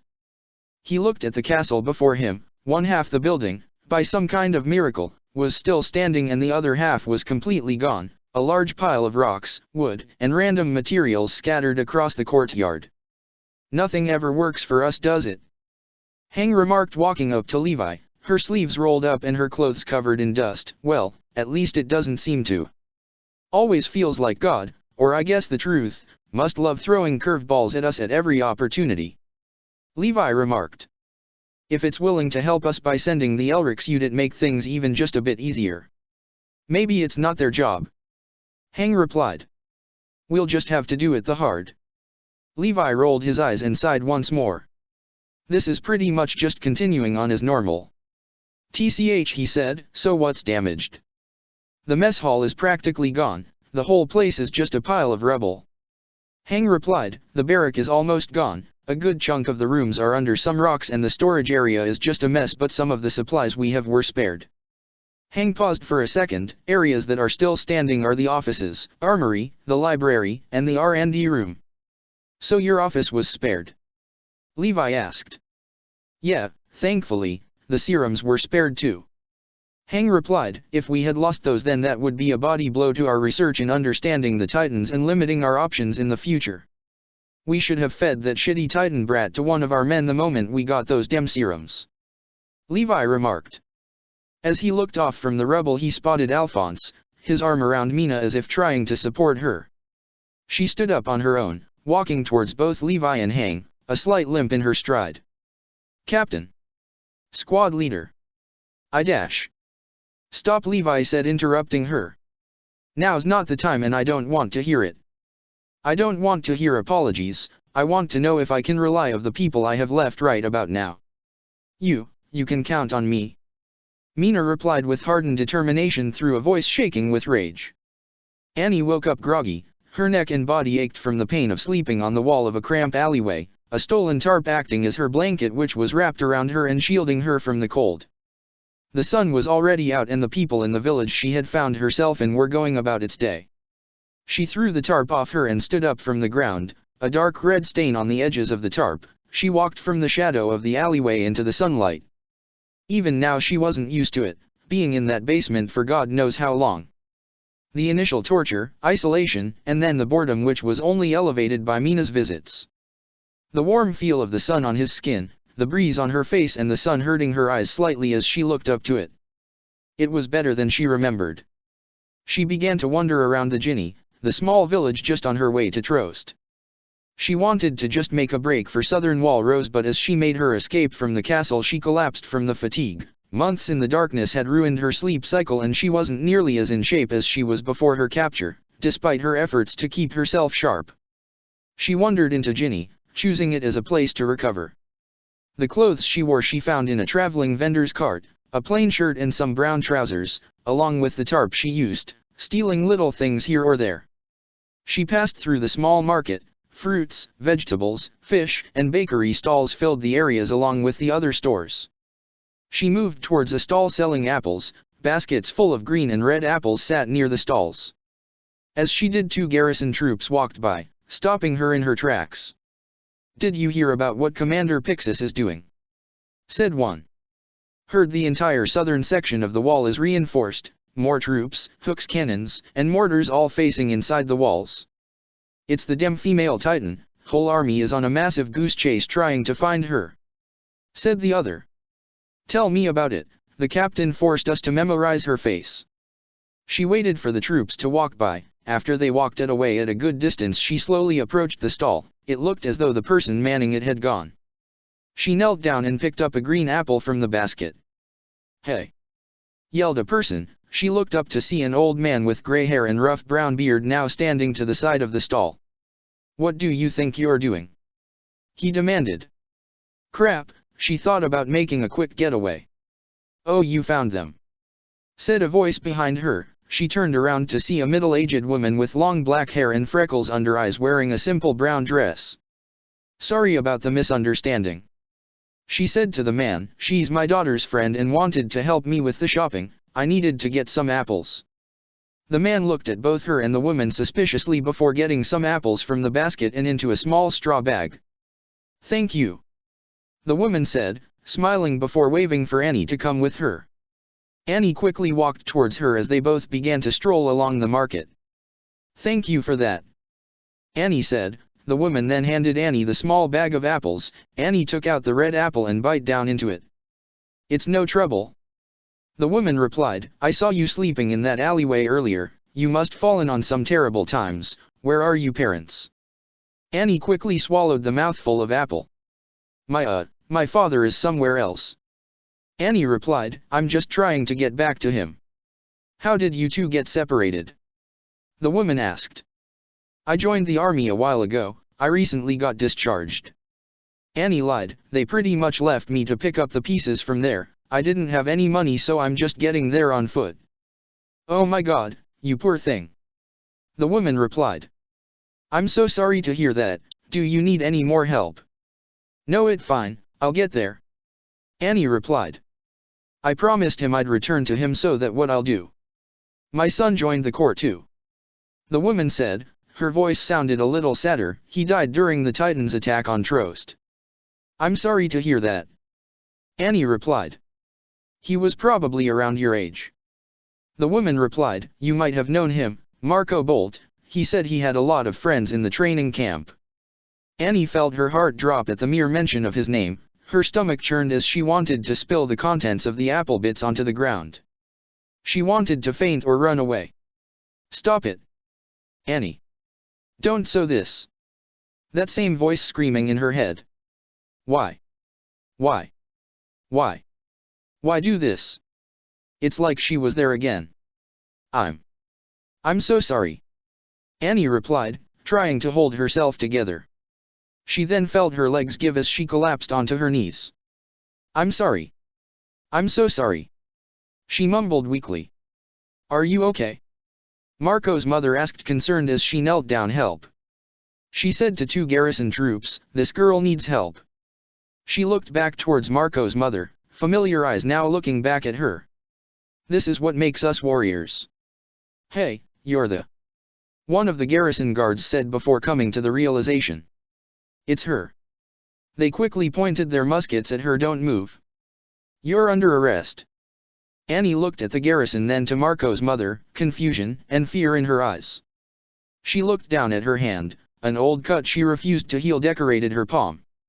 A bitter feeling took over her as she looked back at them with cold eyes. Oh shit. She saw the shock, confusion, and fear in their eyes as they saw her palm. It must have been the last thing they saw until a bolt of lightning struck her from the clear sky, the ground rumbling and all nearby people and buildings thrown away as she began to rise above them, then the houses and then the village before she looked down at them like person looking down on insects. The devastation she caused on this one village, and to these people. Annie, you did well. A garrison troop ran through the doors, a piece of paper in their hands.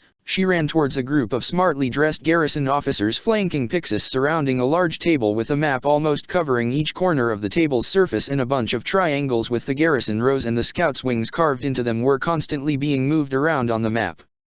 All of them trying to encircle a single blank circle near southern wall rows, trying to form a ring of steel around the escaped Titan shifter. All while a few other garrison troops lingered around, came and gone through the room. Commander, said the garrison soldier as she placed a clenched fist on her chest. New report on the female Titan's movement. She then handed Pixis the piece of paper. Thank you, soldier, you are dismissed. Pixis said. The garrison soldier once more saluted him before running off. Pixis read through its contents of the letter before placing it down on the table. It appears our target has been spotted at the village of Ginny, near southern wall rows. So after close to 48 hours of being in hiding and now she's decided to show herself, said one of the officers. She was discovered and was forced to escape sooner than expected. Another officer mentioned. If she's at Ginny then she's getting close to Trost and the southern section of Wall Rose, I assume that she's moving further south. Asked one of the officers. No, it appears she's moving to the west now, a platoon of our men are leading the chase for her. Pixis replied as he continued to read the report. She was discovered in the village and then was given chase by a nearby garrison platoon. Those men won't survive against the female Titan. One officer stated, if she was able to kill Levi's previous squad members then they'll no doubt be massacred. Have all garrison troops been given a map of our positions? Pixis asked. Yes, as you've ordered. Other officer replied. Good. Pixis replied. If all goes well, then we will get to choose our battleground with the female Titan. A loud bang went off behind Annie. She turned her head back to see a pillar of green smoke flying over her. She turned her head back forward towards the small forest she was closing in on. As she moved past the first trees, the sound of cables being fired from the ODM gear and the harsh impact of metal hooks crashing into the wood quickly followed. The sound followed her as she ventured deeper into the forest. Out of the corner of her eyes she could see them gliding through the trees, like ghostly specters that stalked and hunted her. But she didn't fear them.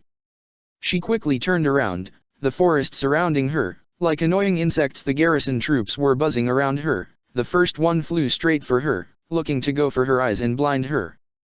But she was faster, quickly swatting the soldier away like a pest. They landed onto the group with a thump. Alex! Yelled one of the garrison troops. Two more decided to attack, one from the front and the other from behind. Annie quickly covered her neck with a crystal coating, she quickly leaned forward and bit the incoming soldier in half. Spitting out the remains as the other attacker's blades broke off her neck. She quickly grabbed him too and squeezed him in her hands before dropping him like a squashed piece of fruit. She turned towards the other garrison troops swarming her, hooking onto the surrounding trees. As calm and assured as she liked, she bent her knees down slightly and arms out. She watched as two of them aimed themselves towards a nearby tree. She threw her leg towards the tree, cutting it in half as the hooks of the ODM gear hit into the bark. The garrison troops were thrown into disarray in the air as Annie then swatted away one like a fly and then stamped the other as they fell onto the ground. "Retreat!" yelled one of the garrison troops. They quickly began to disperse, pests running away from the light. Annie spotted a nearby garrison troop, likely was going in for the attack had it not been for the new order. Annie leapt forwards and grabbed the solitaire in her hand. She pressed her fingers into her palms slightly, crushing the soldier's legs. The garrison soldier was a woman, with long chest, brown hair done in a long ponytail, with a face aged with experience was etched in terror. Annie watched as the rest of the garrison soldiers fled from the forest. She turned back to the trapped soldier. Annie knelt down and carelessly dropped the woman onto the ground. There was a loud puff as she broke from the nape of her titan's neck. She slid down the back of her titan and landed onto the ground and began to walk around her decaying titan body to the injured solitaire. "Stay back!" yelled the garrison troop as she waved her blade at Annie desperately. Annie shifted back into her stance, moving towards her slightly. The garrison troop continued to desperately swing. After another stray swing, Annie threw a hard kick which struck the hand, knocking the blade to the side. She placed one foot on the hand on the soldier and the other on her chest. "Tell me what you know," Annie demanded. "Go to hell," the garrison soldier responded. Annie began to place more pressure on the soldier's hand, crushing their fingers. "I'll make this easier. Your defenses, what do you know about them?" "How the hell am I supposed to know that information?" "You must know something," Annie replied. "How fortified is Southern Rose?" Annie placed more pressure on their hand. A sickening crack echoed, followed by a loud scream from the soldier. Annie picked up the blade and pointed it at their chest. "In my pocket. They gave us a map of our positions," the garrison troop admitted. "Is that so?" Annie aimed the blade towards the soldier's chest before plunging it in. The last gasps of air was the last action of the soldier. Annie knelt down and slipped her hands into the pockets, touching a folded piece of paper. She pulled it out. Standing up once more, she unfolded the paper to reveal a map of Walrose from Karens to Klorba districts. Along walls that stretched from Trost, massive red dots scattered across the wall and then thinned out as it stretched on. A small gap remained between the last position and Karens. A small window of opportunity. Erwin knocked on the door. The knocks on the wood echoed across the hallway. "Come in," said a muffled voice on the other side. Erwin turned the handle and pushed the door forward. Inside was a large table, a map on the table and advisors either standing around the table or sleeping on the furniture and the floor. "Erwin, a pleasure to see you again," Pixis greeted.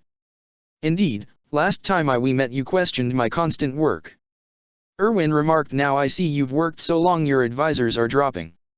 "Well, a Titan shifter wasn't currently running loose then," Pixis shot back jokingly. "Have you located the female Titan?" Erwin asked. "Yes, so far we've been able to track her movements," Pixis replied. "Scouting parties are trying to locate the shifter. Once located, a single rider breaks off and informs the outposts, who then inform us. That way the information isn't lost and the rider could then link back or receive new orders." Pixis looks back on the map dotted with pins laying out the Titan's path, moving south then west. "Our hunt went cold for 2 days after her escape until she was found in the village of Ginny. A platoon began chase and her last location was in this forest here." He placed his finger on the map. "Located about 30 to 40 miles from Karens." "You think Leonhardt will fall for it?" Erwin asked. "The fake maps," Pixis stated. "Hopefully. We've gone out of our way to feed our men false information just for that, and if she falls for it then it is up to your special operations squad to defeat them.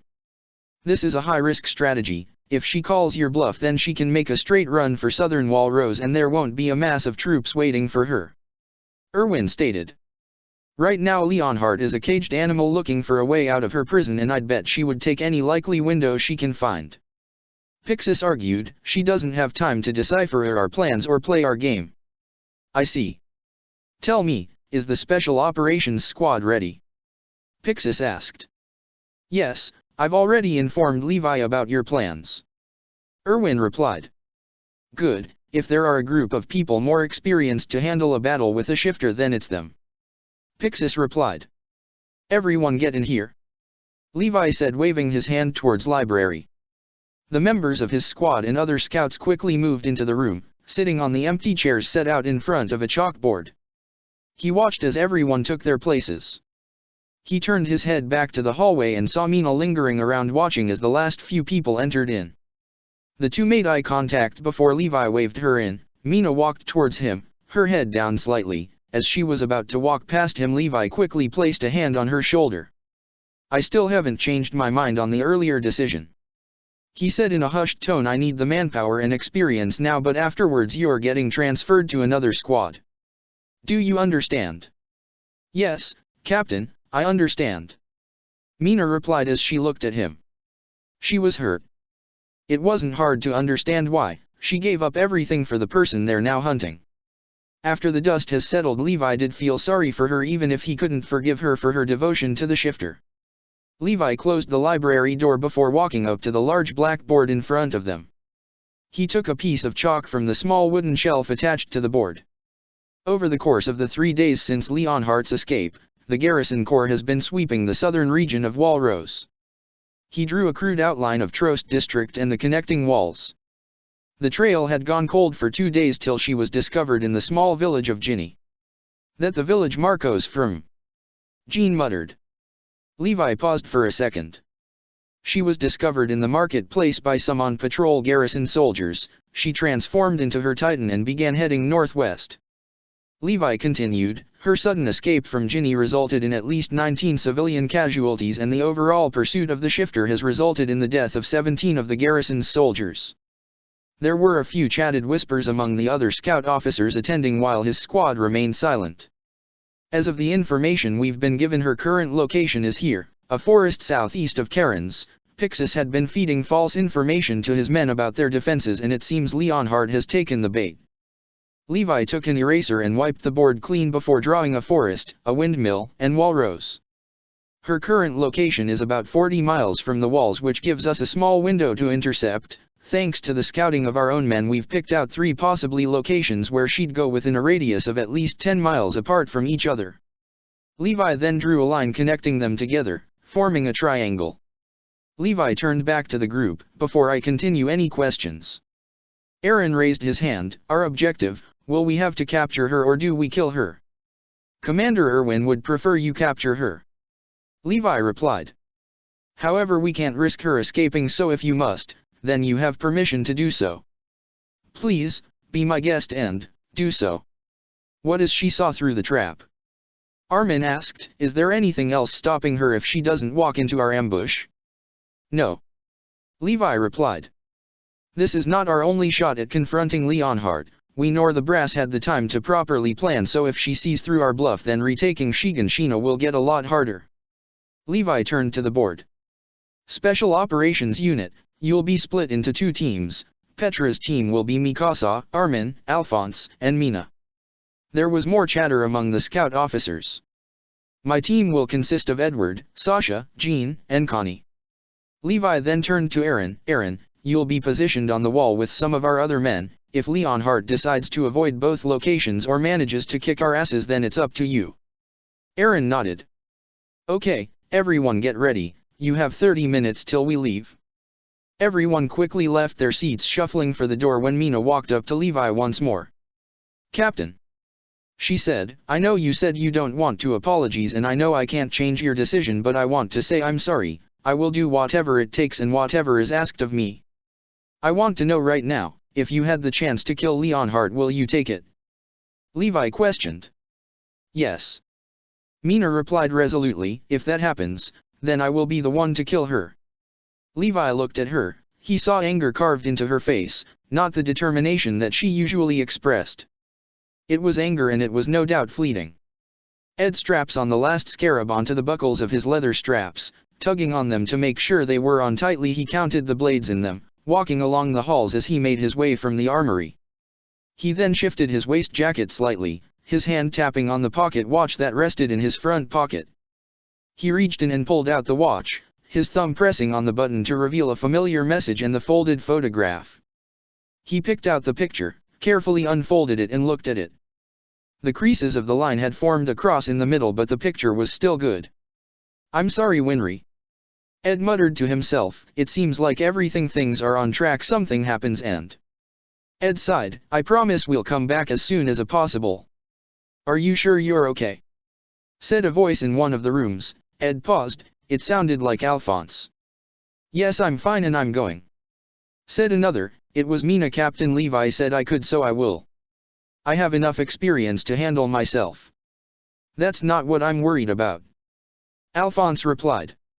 "It just, after everything that's happened, I don't think you're in the right frame of mind for this."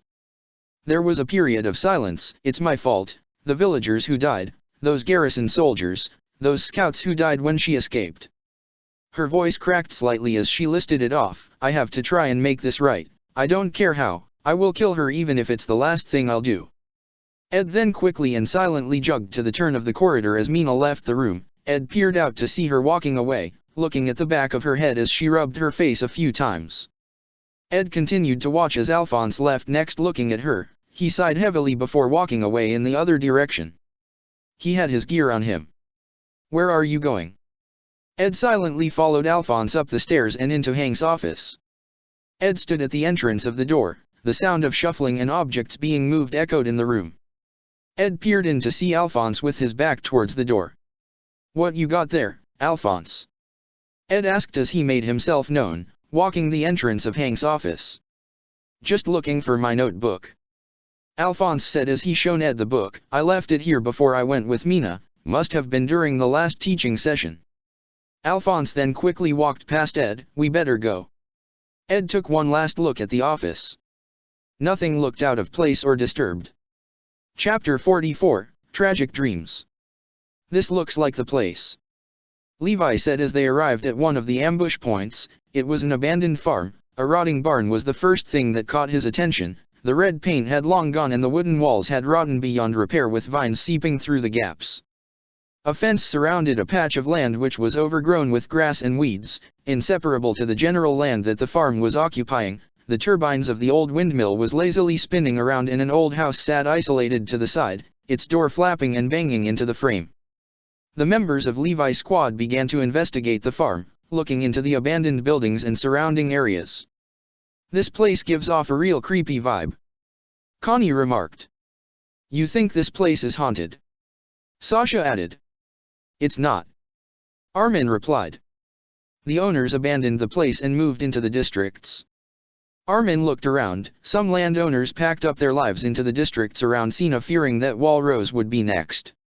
"This place is very much out in the open," Petra remarked as she looked through a telescope. "You'd have an unobstructed view of everything for a few miles. And that windmill would be a good vantage point. This place can help serve as our eyes on the ground for Leonhardt then," Levi said. "Petra, I'm placing you in command here with your team." "Yes, Captain," Petra replied. "If Leonhardt ends up showing up here, then you know what to do," Levi said. Petra reached out for her flare gun. "I'll be sure to alert you and the others," Petra replied. "Good, the last thing I want is to lose more of our team and not be there to stop it," Levi said in an almost hushed tone. Petra could tell the sorrow in his voice, though his face didn't change its stony expression. His eyes looking down onto the ground gave it away. "That won't happen again," Petra said, her fierce resolve emanating from her voice as she clenched her fist. "I'll protect them. I promised them that none of them will die under my watch. I don't think you need to worry about them," Levi said, looking at the members of New Squad talking amongst each other while they searched around the farm. "The brats are all right. They've shown everyone they can more than handle themselves. I want you to be careful. The regiment can't afford to lose a solider like you, and I can't lose you like I lost the others." "You don't need to worry about me, Captain," Petra replied.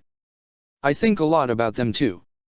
I'm counting on you, Lieutenant," Levi replied before placing a clenched fist over his chest. "Yes, Captain," Petra replied as she placed her own fist over her heart. Levi turned back to the others. "Oi, my team, ready up, we're heading for the forest. Aaron, you head off with the other scouts towards." Petra watched as the others said their goodbyes, Mikasa hugged both Eren and Armin tightly and Ed looked to be giving Alphonse a pep talk before embracing him. She noticed Mina standing out of it, only waving her hand weakly at them. Despite what Mina did, Petra couldn't find it in herself to hate her. She was a part of the new team during the uprising and had bled with them through their battles. In the future she may not be their squad member, but she couldn't be any less of their comrade in arms. The others rode off, their horses galloping away. Everyone huddled round, Petra called out waving her hand. Her team quickly rallied around her. You all know what we have to do, but I don't want any of you to be under any illusion. If we encounter Leonhardt here, then we have to prepare for the fight of our lives. She told them. Annie killed off almost every member of the Special Operations Unit along with dozens of our comrades during the regiment's first encounter. It took both Ed and Eren holding her off long enough for Captain Levi to ambush her. Petra paused for a second. If we're going to fight Annie, then we need to be ready for it. Lieutenant, during the expedition I encountered Annie with Reiner and Jean. I suggested that we hide our faces so that she couldn't risk killing us in case she killed Eren. Armin told her, I think we should do the same thing here. Eren, Ed, and Alphonse are likely still their targets, so she can't risk killing them. That's a good idea, Petra replied. Okay, so what I'm thinking is this. Armin and Alphonse will provide support using alchemy. Armin, you hit her with your flame alchemy and incapacitate her, and Alphonse, I need you to change the environment a bit to our advantage. There's not much here we can hook our ODM gear onto. Both Armin and Alphonse nodded in agreement. Mikasa and Mina, you two are with me. We'll be on the ones on the offensive. Once Annie is distracted, we have to go for it, whether it is capturing her or killing her. Lieutenant, should we aim to capture or kill Annie? Mikasa asked. Petra was silent for a couple of seconds. She wanted vengeance for her fallen comrades, and no doubt she'd relish the opportunity herself, but the higher-ups needed her alive and she understood why. I'm not going to keep your hands tied in this. If you need to kill her, then do so. But we should aim to capture her. I agree, Armin said. We can't lose the opportunity to transfer Annie's Titan to another person. Exactly, Petra replied. Mina, you'll sit on two of the house. Mikasa, you're on the windmill. Alphonse, you'll be on the lower end of the barn, and I'll keep watch from the top of the barn. They all nodded their heads. If we have to engage Leonhardt, then be carefully. We'll do this cautious, which means taking out her joints. If we go for the kill the second we see her, then we all die. This is a team effort. We can then go for her. Anything else? Lieutenant, I think I might have one more idea that could help us, Armin said. Annie walked up to the abandoned farm. The crunching sound of leaves and grass seemed to echo across the open space as the wind whispered past her. As she moved closer, the sound of a door repeatedly slamming into its frame caught her attention. The old house looked to have been long abandoned by the previous owners. Hello, she said. It was a half-hearted call, testing to see if someone was there but trying to be as inconspicuous as possible. Place looks abandoned, likely a place for squatters, Annie thought hopefully. Someone left some food around or some clothes. She looked down at the garrison jacket she wore. A large blotch of blood decorated the side. She spotted a well. We quietly jogged towards it and peered down. The light from the sun shone the still surface of the water below. She tossed down the bucket, a loud splash sound bouncing off the small walls of brick. But it didn't do much to mask the sound of crunching leaves behind her. Annie quickly spun her head around to see. A hooded figure stood just where she was standing not so long ago. The boots and ODM gear instantly gave away that this was a soldier.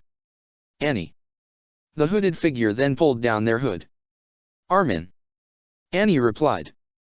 I just want to talk, Armin said. He raised his hands up. He was wearing white gloves.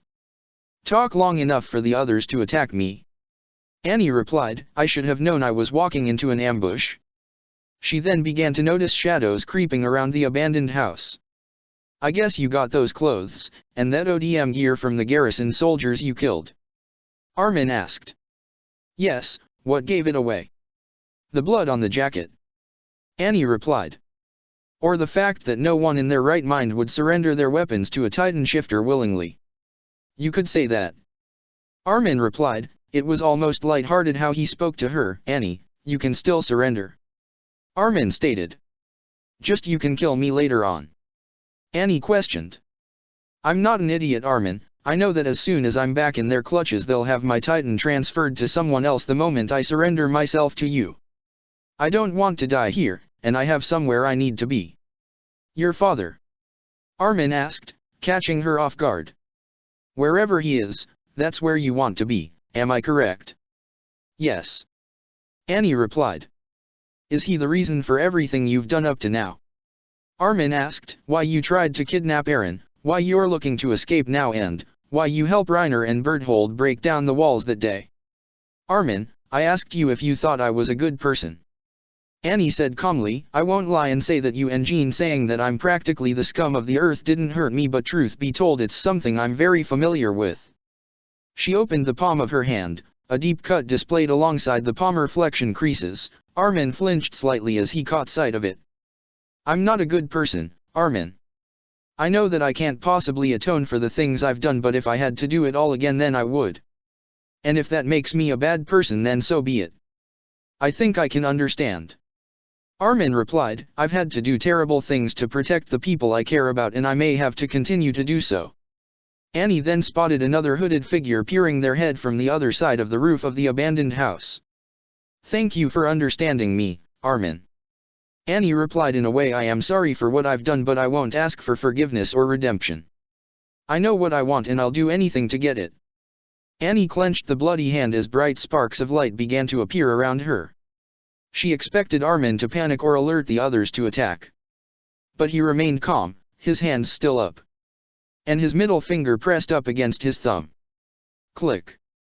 Annie didn't know how or when it happened, but one moment she was staring down Armin calmly as she prepared to transform into her titan, and then, she was on her knees screaming from the unbearable pain. Her vision was black and everything ached as the pain faded away. Transform, why can't I transform? The last thing she remembered was seeing an explosion of fire just suddenly swallow her, the burning heat charring her skin. She heard the sounding of shuffling behind her, a person jumping towards her. No. Don't do it, yelled someone. Annie then felt someone plunging their blade into her back, the blade bursting out of the side of her chest. For just a split second she thought it was over for her, that she'd go out so helplessly. But in that moment she felt her heart race. Whoever it was should have went for her head. Damn it! Muttered the person behind her. That voice sounded so familiar. Mina. An open wound and blood. Thank you. She could only hear it, but the sound of thunder was a welcome noise. As she rose from the ground she was now able to watch as she towered over the farm and her ambushers. Everyone, spread out! Yelled one of the attackers. Annie recognized that voice. She hadn't heard it a lot but she remembered. It was that one member of Levi's team that escaped her. Annie turned around to see a hooded figure on top of the windmill, a flare gun in their hands. No. Annie struck the windmill with her foot, cutting the structure in half. The scout quickly jumped off, fired their hooks onto the ground and landed safely. There was a rumbling on the ground as massive pillars burst from the ground to surround her in a small forest. She quickly caught two hooded figures flying between the pillars as they circled around her. Annie began to smash the pillars with hand, crystal lasering the fingers trying to reduce their advantage over her. She swung her hand towards one, trying to squash them onto the pillar like an annoying fly, but the hood attackers quickly jumped off and fired their cables onto her wrist and carved out a large cut almost separating her hand from her arm. The hood from the figure fell back as the wind pushed against them to reveal short raven black hair and pale skin. Mikasa. Annie turned her head from side to side, the other hooded specters darting around her. If Armin and Mikasa are here then so is Eren, she thought. I can't risk killing anyone here. I have to escape. Annie took a few steps away when she felt something grab at her ankles. She looked down to see a hand made out of rock and dirt latching onto her. She knelt down and tried to break the chain with the hand when a burst of fire struck her on one side of her face. She continued on, slamming her fists into the rock, as she turned her head to see Armin pointing at her. Armin. They must have taught you one of their tricks. Suddenly a loud bang went off, followed by the sound of smoke hissing from a canister. Annie looked up to see a red line of smoke reach up into the sky. Ed sat on the long branch of one of the many trees that made up the forest, his legs dangling from the branch. The place was quiet save only for the wind which rattled the leaves and the birds which would fly around. You spot anything, Jean? Ed said. Like what? Said Jean. Ed tilted his head upwards towards him. Jean was standing on a branch above him looking through a telescope watching the path below them. Anything, animals or people? Ed asked. Nothing so far. Jean replied. Did spot Connie picking his nose. Gross. Ed replied smirking slightly. Sasha's got her head to the tree trying to hear something out. Jean continued. Hey Jean, why did you join the Scouts? Ed asked. You know why Al and I are here. Aaron told me that most people in the cadets wanted to join the MPs. He's right, about people wanting to join the MPs. Jean said, an easy life in the nicer districts in Walsena and away from the conflict. Most join the garrison hoping to get promoted into the MPs. I'm guessing you had the same plans. Ed asked. Yeah, that was the idea. Jean replied. But things change. I don't think I can live with myself if I let more of my friends turn into ash. Ed nodded his head slightly. I know what you mean. Just can't let them down. Jean added. That deal of yours you have with God or the truth to bring back some of your friends and family, how many people is that, if it's all right to ask? It's fine, the number of people, well, it's a long list. Ed replied. We had a lot of people help us back home when Al and I were on our own journey and we just, well, I'd say all of them didn't deserve to go. Ed paused for a second. It's funny in a way. Why's that? Jean asked. I thought I accepted it, having to let go of people and move on, not learning that was the reason I've got a metal leg. Ed said as his eyes wandered off. Then the truth makes a deal with us and, we just couldn't say no. I guess no matter how much I've changed, a part of me will still be that kid who wanted to see his mother again just. I now know my limitations. Hey, there's red smoke. Jean said. Ed quickly stood up. What? He said, a jolt of adrenaline was shot through him. Red smoke coming from the farm. Jean repeated. Straight line from the farm, Annie at the farm. Alphonse. Suddenly Levi hooked onto their tree. Both of you, get on your horse now. He ordered. Levi grabbed onto his flare gun and fired off a shot. Everyone, move now. Quickly they descended onto the ground and towards their horses, unteeing the horses from makeshift posts hidden behind bushes.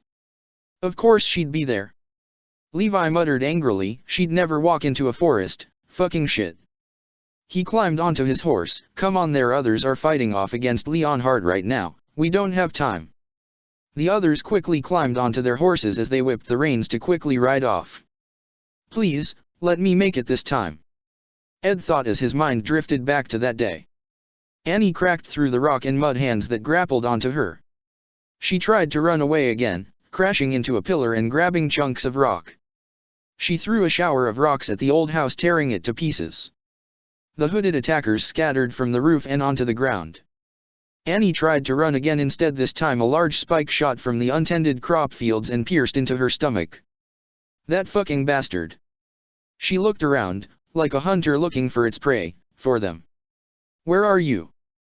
The memories of the last battle against Ed flooded her head like water in a cup, along with the feeling, frustration over the bug that refused to die and seemed to make things increasingly difficult, anger over their arrival and how they've only complicated their goal further, and fear. They've beaten her before, and if they do it again then she's done for. She then began to slam her fists into the spike, trying to break it in half. She tried to lift her feet up only to find it stuck to the ground. She quickly looked down to see spikes sticking out of her feet. They had her completely trapped. Fuck. Fuck. Fuck. She tried to think up a plan when a burst of fire struck her directly on her face, blinding her. Hooks were fired onto her chest and blades were slashed deeply in across her left arm and body, her left arm going limp onto her side. She tried to move her other arm only to feel that familiar cut across her other side. I have to go. She had no other choice. She had to break from her Titan's neck and then transform into a new one. Annie burst out from her Titan, the veins still connected to her face. She looked down to see Armin pointing his hand at her, both of them exchanging angered looks at each other. How much of what you said you were being honest about? Annie shifted the Titan body to the side as a trail of fire was shot towards her, the flames crashing onto the side of her Titan's head as its hair was set alight. Suddenly 2 hooks were fired just next to her, trying to lure me out. She muttered. A hooded figure swung around, their blades ready to slash at Annie. Annie pulled her hand from the muscle of the Titan and quickly pulled out a blade from the scarab. As the figure flew towards her, Annie thrust out her arm. The attacker's blade cut into her shoulder, just missing her neck by a centimeter, and the other blade cutting in the arm at her side as Annie's blade stabbed her attacker into the stomach. Ag! Annie grunted. She quickly pushes the person to the side. They descend to the ground. Mina! Yelled one of the attackers. Annie quickly figure falling to the ground. Lucky!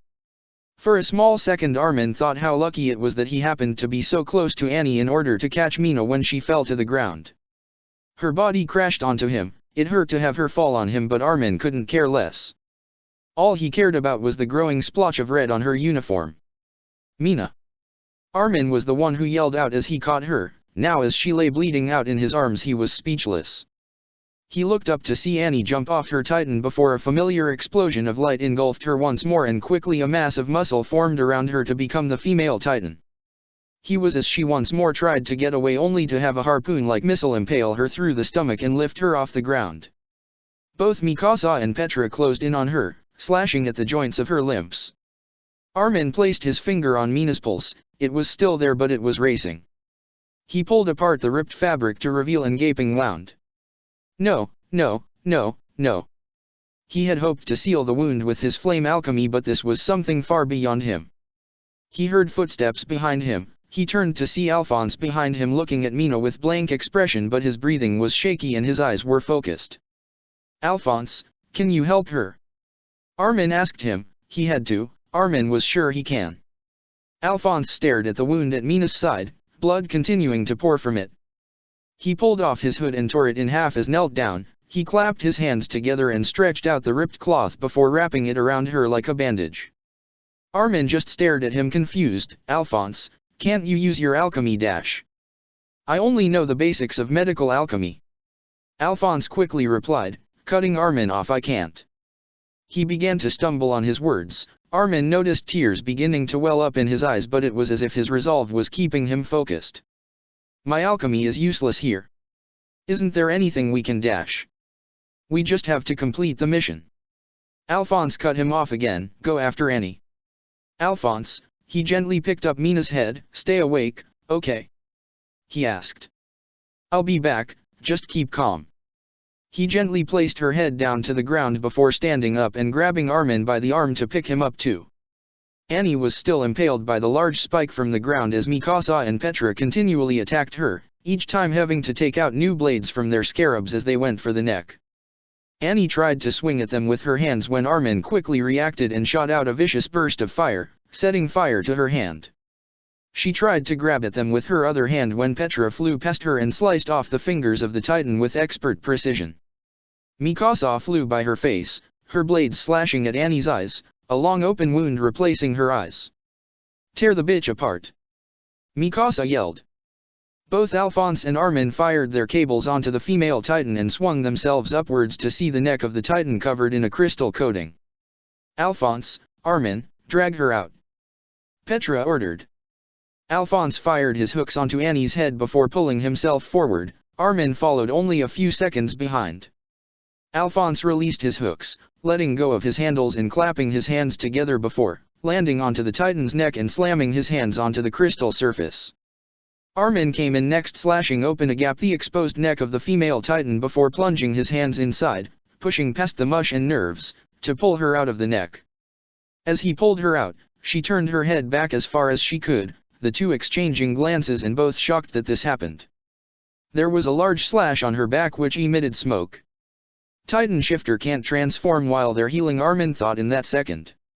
Suddenly both Mikasa and Petra flew past them and swung around, their blades readied, as they slashed at Annie's human arms, cutting them off. Ah! Annie cried. Armin then carried her down to the ground from her Titan. As he placed on the ground, Annie tried to kick Armin and Alphonse away as they tried to restrain her when both Mikasa and Petra swooped down and with one last swing, cut off her legs. Annie continued to scream out as she tried to her body. Petra approached them, looking down at Annie. This is for them, she said, venom oozing from voice as she placed her boot into Annie's face, knocking her unconscious. We've done it. Mikasa said as she looked down at Annie. Lieutenant, Mina she's been.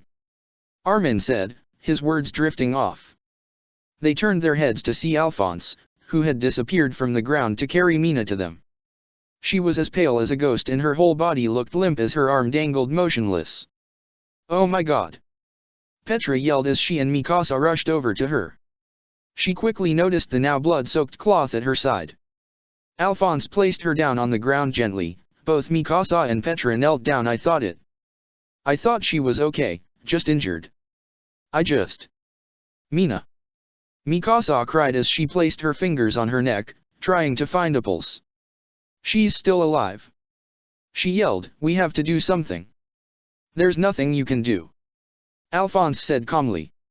What about your Alch dash? Petra was going to ask. I don't know enough to treat a wound like this. Alphonse responded. There has to be something. Petra replied. She looked down at Mina. Stay awake, help is coming. She said to her, not again, please. He could see the tears welling up in their eyes as a few drops ran down their cheeks. Armin looked back to Alphonse, who was now standing just ahead of him. He quickly noticed it. In his hand was a small slim black box behind his back. Armin's eyes widened as he gasped slightly. Alphonse turned his head back to Armin and the two exchanged looks. Alphonse's face was calm, but in his eyes was something Armin had seen before. A burning and all-consuming fire. Lieutenant Petra. Mikasa. Armin. Alphonse said, please stand back. He knelt down. Alphonse, can you dash? Petra quickly took notice of the object that was now lying on the ground next to him. Petra went out to reach for it when Alphonse quickly clapped his hands together and slammed them onto the ground. The ground behind them began to rumble violently as the others were suddenly grabbed by hands sprouting from the ground, trapping them in their gasp before rising off the ground and away from Annie, Mina, and Alphonse. Armin didn't struggle as the dirt hand lifted him off the ground. He watched from above as Alphonse dragged both Annie and Mina away to an open area. Even from 10 meters into the air he could see Alphonse opening the box, filling the syringe with the fluid in the small bottle, then injecting it into Mina. Annie weakly opened her eyes, a bright sunshine hitting her eyes which brought her back to reality. Slowly that light was engulfed in the shadow of something big. At first she thought it was another structure by the Elric when her vision began to become more focused. The large shadow in front of her began to move, looking around at something at the sky before turning its focus her. A feeling of panic then began to quickly flood her, like rushing flood, as she quickly realized what was in front of her. Its skin was pale, its frame was long and skinny with a rib cage which pushed against the skin, bony fingers, but its head was abnormally large with long black messy hair covering its face. It looked down at Annie, casting the shadow of its head over her, looking at her with silvery gray eyes and sharp gnashing teeth on a gaunt face. Annie began to scream as fear and panic took over, and she tried desperately to move her body only to find small numbs where arms and legs should be. Get back! Yelled a voice from the side. She turned her head, looking away from the monster in front of her. Someone was standing a few meters away with their sword drawn out towards a group of others. What the hell have you done? Yelled another person. They sounded livid. Help me! Annie cried. She then felt the long fingers of the Titan above her wrap around her body and it lifted her off the ground. She continued to look off to the side towards the group of people. Help me! She saw them. Connie. Sasha. Jean. They were standing beside Levi and Edward, who were caught in a standoff with Alphonse. It was quick, that wave of relief that washed over her as she spotted them. Guys, help me! She cried to them. Then it hit her. They just stood there watching her as she was about to be eaten. How quickly dread and fear came back to her. She caught Alphonse glancing over his shoulder at her. I'm sorry. I'm so sorry. He yelled as he turned his head away from her. She looked back to the Titan, her body now being lowered into its mouth. Someone please. No. She found herself back home, her father kneeling in front of her with his hands gripping her shoulders as they stood in their training field. Annie, what I did was wrong, he said to her. I'm not going to ask you for forgiveness, after all that's happened. The smell of a Titan's mouth would be vomit-inducing if she focused on it. There's one thing, just one thing. The light from the sun that lit up the inside of the mouth was being cut off rapidly. I want to ask of you. She felt the teeth of the Titan press down on her back and into her stomach.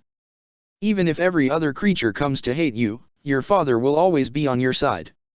It hurt, the pain of teeth cutting her in half. Almost enough to make her pass out again. She wishes it was enough. So please, promise me. It was hot. The inside of a Titan as she slid down its throat, everything was going dark as she fell into what felt like a large pool of boiling water. That you'll come back. Chapter 45, The Female Titan 2.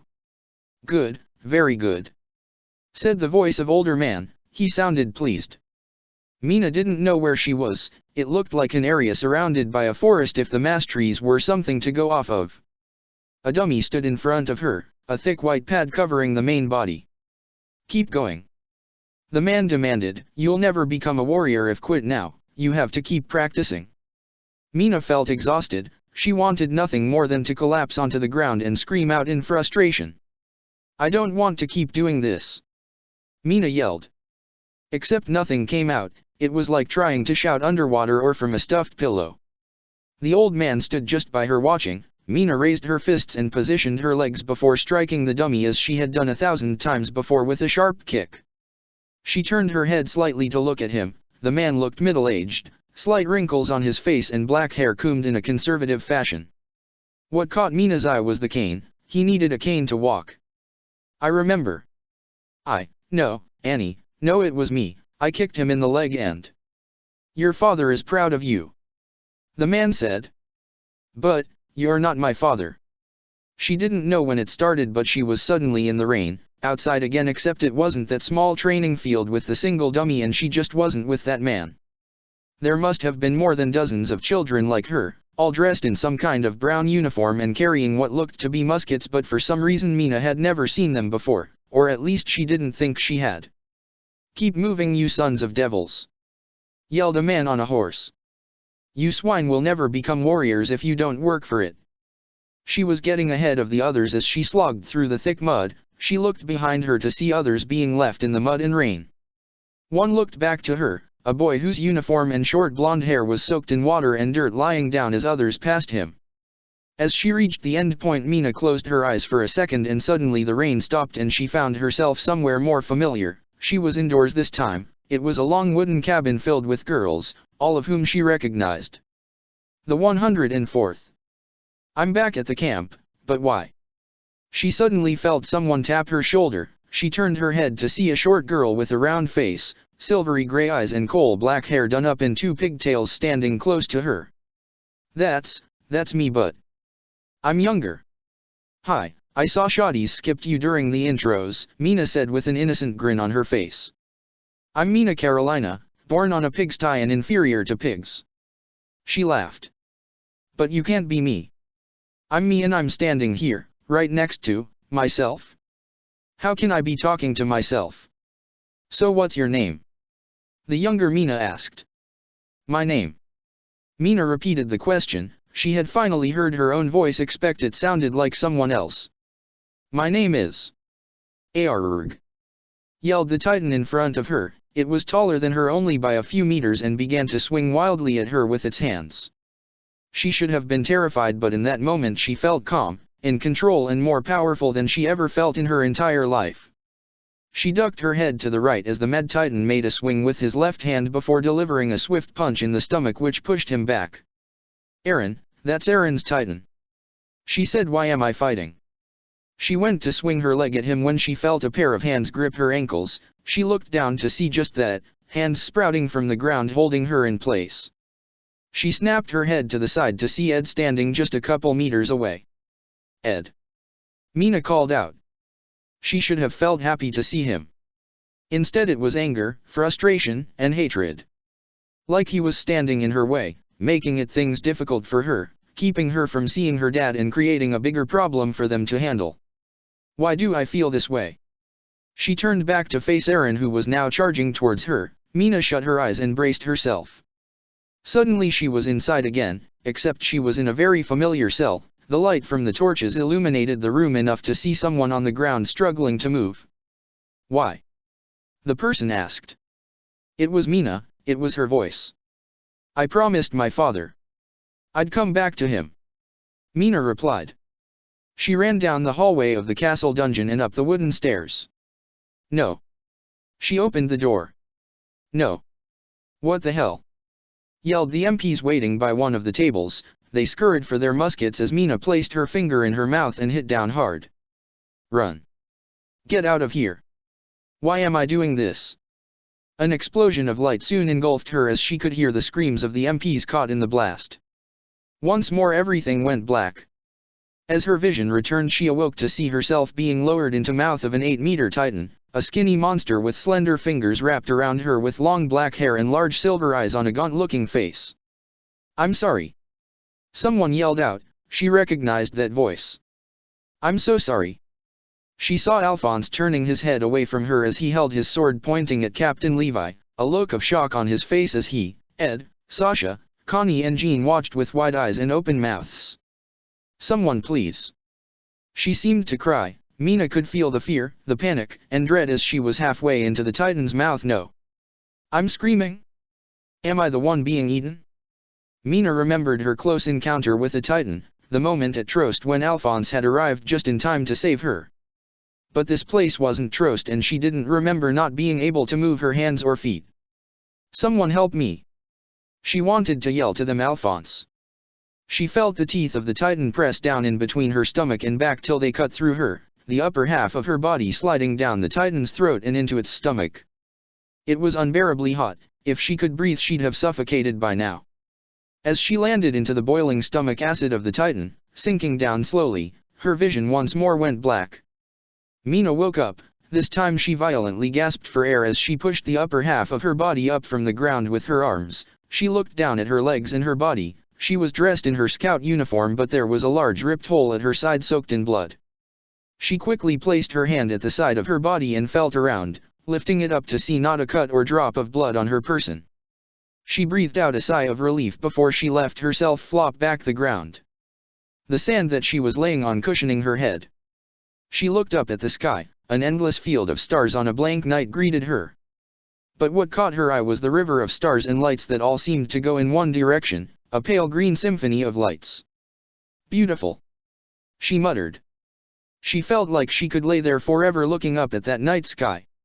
She shut her eyes for a split second, reopening them to find something blocking out the sky in front of her. Standing over her. The female Titan. She should have panicked, ran away, called out for help, but instead she continued to lay there, looking at the Titan as it stared back at her. A mixture of curiosity and familiarity swept over her as she and the Titan studied each other. Annie. She finally said. She quickly began to notice that the hair of the Titan was much darker and its length was longer, just slightly touching her shoulders. Then she remembered that the skin of the Titan was paler than what she remembered. The exposed muscle was a faded shade of pink. The face of Titan was slightly rounder with a smaller nose and piercing gray eyes. Who are you?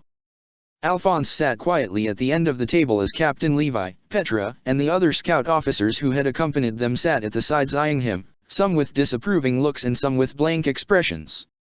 Not an entire day had passed since Annie's death. Alphonse was still in the clothes he wore for the mission. In fact, they all were. As soon as the deed was done, Levi ordered them to move Mina to the castle with his squad. You think you're going with them? Levi questioned him. You are getting your ass to Trost and explaining to the commander what the hell you've done. They all practically had to sneak into the district and into the HQ to meet with Erwin. The door to the room opened. Erwin stepped into the others, standing up and saluting him. Sit down please. Erwin told them as he took his seat at the other end of the table. What is the status on Annie Leonhardt? Were you able to capture her? Why don't you ask the brat on the other end of the table? Levi replied. He'll tell you what he did. Alphonse. Erwin asked. Commander Erwin. I transferred Annie's female Titan to Mina Carolina. Alphonse stated. There was no point beating around the bush. Erwin leaned forward. Did you give your men authority to use the Titan serum? He asked Levi. No. Levi said. Petra. Erwin asked, looking at her. I stole the serum before we left for the mission, Commander. Alphonse said before Petra could reply. Petra, did you know he had it on him? Erwin asked her. No, Commander. Petra replied. It was only when he had shown it to me did I know, and by then. Nobody knew. Alphonse interjected. It's not their fault, I take full responsibility. The lieutenant tried to stop me, but I restrained my team before they could stop me. Alphonse, you realize you've committed multiple offenses? Erwin questioned. Misconduct to your superior officer and stealing equipment for your own purposes. To be fair to Alphonse, we were always gonna transfer the female Titan to someone if we captured her. Petra stated. There are probably 100 better candidates to pick from that Mina. Levi replied. Nanaba, you, Mikasa, hell even Hang would have been better suited to take the female Titan. It wasn't them dying there. Alphonse yelled angrily, his frustration bursting out. What was I supposed to do? Just let her die? I don't know. Levi replied, frustrated. For the record, I wouldn't have wanted Mina to die either, but don't think for 1 second that this is going to go down well with the other branches and Darius. In your little quest to save her, you just brought down a whole pile of shit we've now gotta put up with from the higher-ups. Levi is right. Erwin added calmly.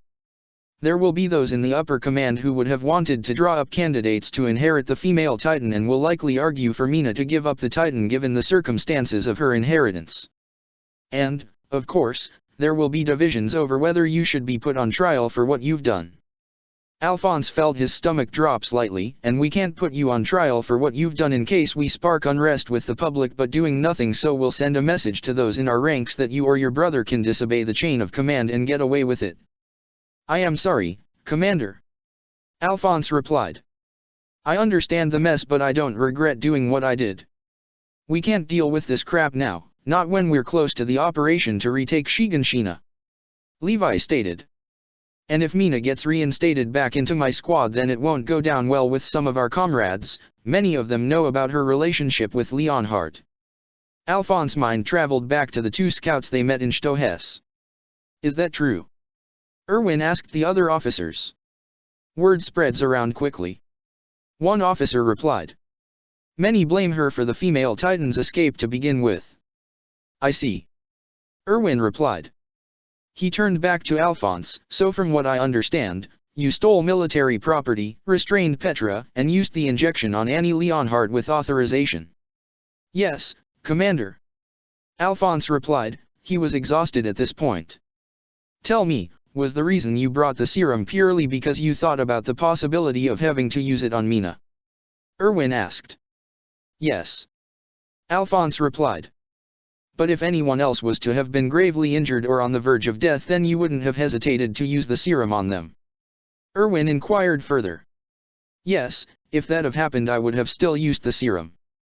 Alphonse replied, it was the truth. While he had brought the serum with him because he feared Mina's frame of mind at the time could have gotten her killed, he would have still used it on anyone else. So really Mina Carolina was just a victim of circumstance. Erwin stated. There was a look on Erwin's face and a glint in his eyes. What are you trying to get at? Levi asked. Who else knows about what happened besides those at this table? Erwin asked. The Special Operations Unit and now possibly Hang. Petra informed. We ordered them to stay quiet until we had this whole thing sorted out. Good. Erwin replied. Here's what happened. Both you and Petra took Titan serums with you in the event of needing to transfer the female Titan to some else. You even had my blessing on this. During the ambush, Miss Carolina was gravely injured in battle and Petra authorized the use of the serum on her, which Alphonse did. Alphonse stared at Erwin, flabbergasted that he would lie about this, while the others were both shocked yet remained cool. This is the official story and the events in which I will brief Darius on when I meet with him to discuss the ambush. Is that clear? Yes, Commander. They all said in imperfect unison. What you told me doesn't leave this room. Head back to your posts and continue your preparation of the upcoming operation. Erwin added, a stern tone to his voice. As far as everyone else knows, Alphonse, you are not guilty of any crimes. As for Mina Carolina, I'll have her transferred to Hank's squad to ease any tensions within our ranks, and a representative will sent to her parents to explain the situation. Hank's squad will, of course, Still work closely with the Special Operations Unit and prepare Miss Carolina for new responsibilities as one of our Titan shifters. Erwin paused for a few seconds to allow everyone to digest his orders. As far as I'm concerned, the mission to retake Shiganshina is our only priority. There will be no further distractions. Mina sat up, her legs crossed as she continued to stare at the female Titan in front of her with the backdrop of a field of stars and the trails of lights. She didn't know how long she was staring at the Titan as it continued to stare back at her. "Annie, is that you?" she asked the Titan. The Titan continued to look at her. The Titan then knelt down, small dusts of sand blown to the side, it then let it in slightly as its face now completely overshadowed her. Mina looked closely at its face, the exposed muscle around its cheek, the ebony black hair that was now brushing against the sand and its silvery gray eyes. Mina continued to state into it, she wanted to reach out and touch it. Then the world around her began to dissolve, the starry night gave way to a stone ceiling, the bright lights of the trail had transformed into the dull light of the midday sun which entered in through a window. And the Titan that was only inches away from here was replaced by Alphonse, who sat on the chair at the end of the bed sleeping up against the wall. Mina looked around with confusion. She was in the medical room of the castle. The sound of rumbling and construction could be heard from the hallway, and from outside, there was a small desk and what looked to be medical equipment lying around. "Alphonse," Mina said, confused. Alphonse woke up abruptly and looked towards Mina. He jumped out of his chair, and he looked as though he had seen a ghost. "Mina, you're awake." He looked around, moving towards the hallway and peering out into it. "What's going on?" Mina asked. I have to get the others," he told her. "I'll be back, stay right there." He then ran out of the room. "Hey!" She could hear him yelling down the hall. Mina sat there looking down onto the bed, a simple bed with a wooden frame and wool covers. She was dressed in plain clothes than her tour uniform. As she waited, her mind began to wonder about the dream she had, the strange memories of places she never went, of events she was never a part of, and of being eaten by a Titan. Why did I dream something like that? She then thought of the land which was covered in sand under the star-filled night sky, and the female Titan which stayed with her. Suddenly a group of people began to fill the room. It was her friends. They crowded around her, some of them kneeling down beside her bed. "Mina, we're so glad you're awake," Sasha said. "Yeah, we were all kinda worried," Connie added. "It's crazy what happened." "How long was I asleep for?" Mina asked. "A few days now," Mikasa replied. "Ever since the ambush on Annie, actually." "What happened?" Mina asked. They all looked at her confused. "You don't remember what happened?" Jean asked. "Was it like this for you, Eren?" Connie asked. "I didn't remember what happened after it too," Eren replied. Mina quickly felt a creeping sense of anxiety. What do you mean?" "Mina," Levi said as he entered the room. The others moved to the side for him, Hang and Petra just behind him. "Mina, are you okay?" Petra asked. "I think so," Mina replied. "What happening? What's going on? You don't remember what happened, do you?" Levi asked. He turned around and pulled out a chair and sat down facing her. "I'll get to the point. Congratulations, you're now the female Titan." Mina stared at Levi. Everything around just seemed to get blurry as the information quickly sank into her head. She stammered through her words as she tried to find the words to describe her thoughts. What, how, why did? What do you remember?" Hang asked. I was stabbed by Annie." She placed her hand at her side, the memory of both Annie placing the blade into her and her checking the wound in the sandy landscape flashed through her mind. She lifted up her shirt slightly to check. Not even a scar was visible on her skin. "I was on the ground and was falling asleep. How did that happen? Why am I now the female Titan?" A dreadful thought then slipped into her mind, a thought which made her stomach begin to churn. I ate Annie. You can thank Al over there. He stole some Titan serum from Hang's office and then restrained his team in order to use it to transform you into a Titan to eat the shifter," Levi said, pointing at Alphonse with his thumb. Had he not stolen some Titan serum from us, then we'd be telling your family some real shitty news." My parents, do they know dash? Yes, we informed them about what happened. Levi replied. We've also told them to keep quiet about it, but needless to say they're happy you're alive but concerned about the situation. So Annie's dead. I ate her, and now I'm the female Titan. Mina said, wrapping her head around the events. The churning feeling in her stomach was now intense as she head began to spin. Mina, how are you feeling? Armin asked. I feel like I'm going to be sick dash. She felt the bile from her stomach rise up through her body as she placed her hand over her mouth. Levi quickly handed her a wooden bucket which sat just by her bed. Mina snatched the bucket from him, holding it close to her face before releasing the contents of her stomach to it. Disgusting. Levi remarked as everyone else in the room grimaced at the sound of vomit hitting the bucket. You finished? Levi asked. Mina nodded her head as he took the bucket and handed it to Connie. Why do I have to? Connie grumbled as he carried the bucket out of the room at arm's length. Mina, there are some things we need to brief you on. Hang said. Firstly, you are still being transferred from the Special Operations Unit, however you are going to be placed into my squad, that way you can continue to coordinate with Levi's squad but we'll also help you become familiar with your new Titan powers. Right. Mina replied. That makes sense. Second, you are now a military asset, the regiment specifically. Levi continued, similar to Ed, Al, and Aaron, you're gonna have a bigger role in the coming operation. Like Aaron, you'll be responsible for providing us with support against the other Titan shifters we'll face while Ed and Al help secure the wall. Levi paused for a second. Do you think you can handle that? Mina didn't know, this was all new and overwhelming. It was like a ton of bricks had been placed on her and she was now being told to run. I. Don't answer. Levi replied. Because truth be told, you're gonna have to if you don't want to end up like your good buddy who you had for lunch a few days ago. Alphonse taps his knuckles onto the door, a mug in his hand and a jug of water in the other. Come in. Mina said from the other side. Alphonse pushed the door open. Hey El.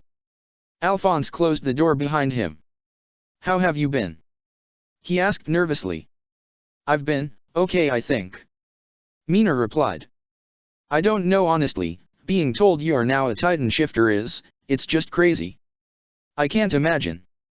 Alphonse replied. He poured some water into the mug and handed it to Mina. He placed the jug down on the floor as he sat on the bed near to her as she took some sips of water. What are you guys doing? She asked. We're just rebuilding the castle.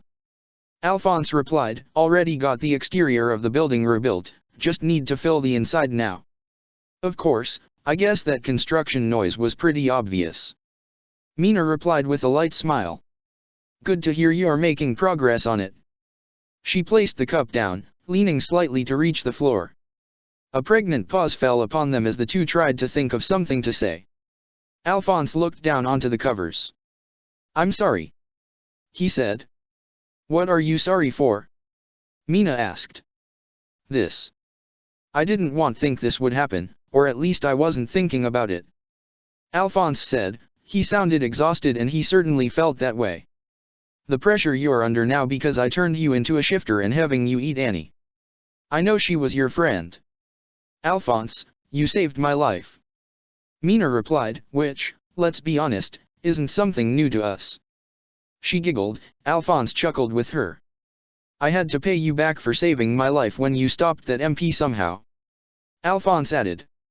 I guess that makes us even again. How many times has it been? Mina asked, her eyes wandered across the ceiling. That time in Trost when we first met, during the Titan attack of Utgard, and now stopping me from dying in that farm. What about yourself, the Titan attack on Utgard, getting me out of Reiner's mouth and then the MP in the cave? Alphonse replied. So about 3 times for each of us. Is this how it's going to be? Mina asked. Constantly risking our lives for each other, it's because you promised my dad you'd look out for me, is that why you do it? Alphonse was stunned for a second as tried to think of something to say out of the storm of thoughts in his head. No. It's because I think I. No, not entirely, if Ed and I don't end up helping to fix everything here, if we had to leave now then. I can look at you and know I've done some good in world. He replied, looking at her. That you're still alive would be something I can be happy about. Mina looked back at him with soft eyes. Alphonse glanced down for a second. He wanted to ask her why. Mina, why do you dash?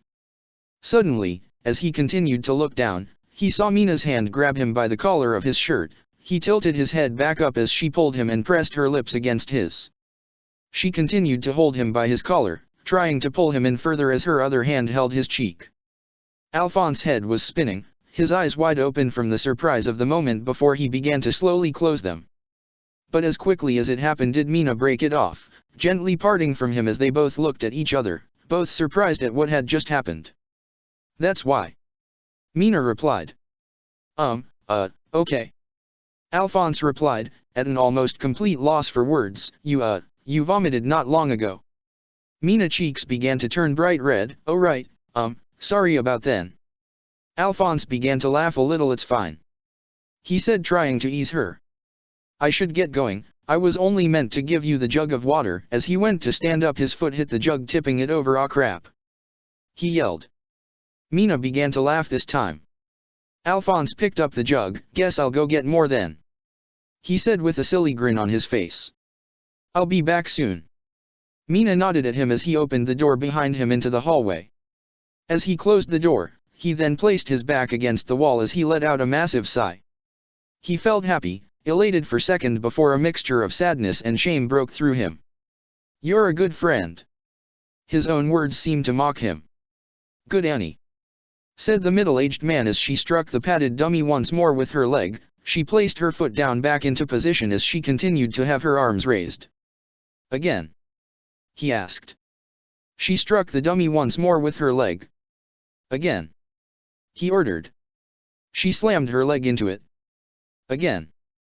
Her frustration and anger put into the next one as she tried to ignore the painful ache that had a tight grip over her body. Again. She couldn't feel her leg at this point, it was numb, but all she knew is that she could move it still. Again. One more strike and she might collapse from exhaustion. The sun hitting down on her.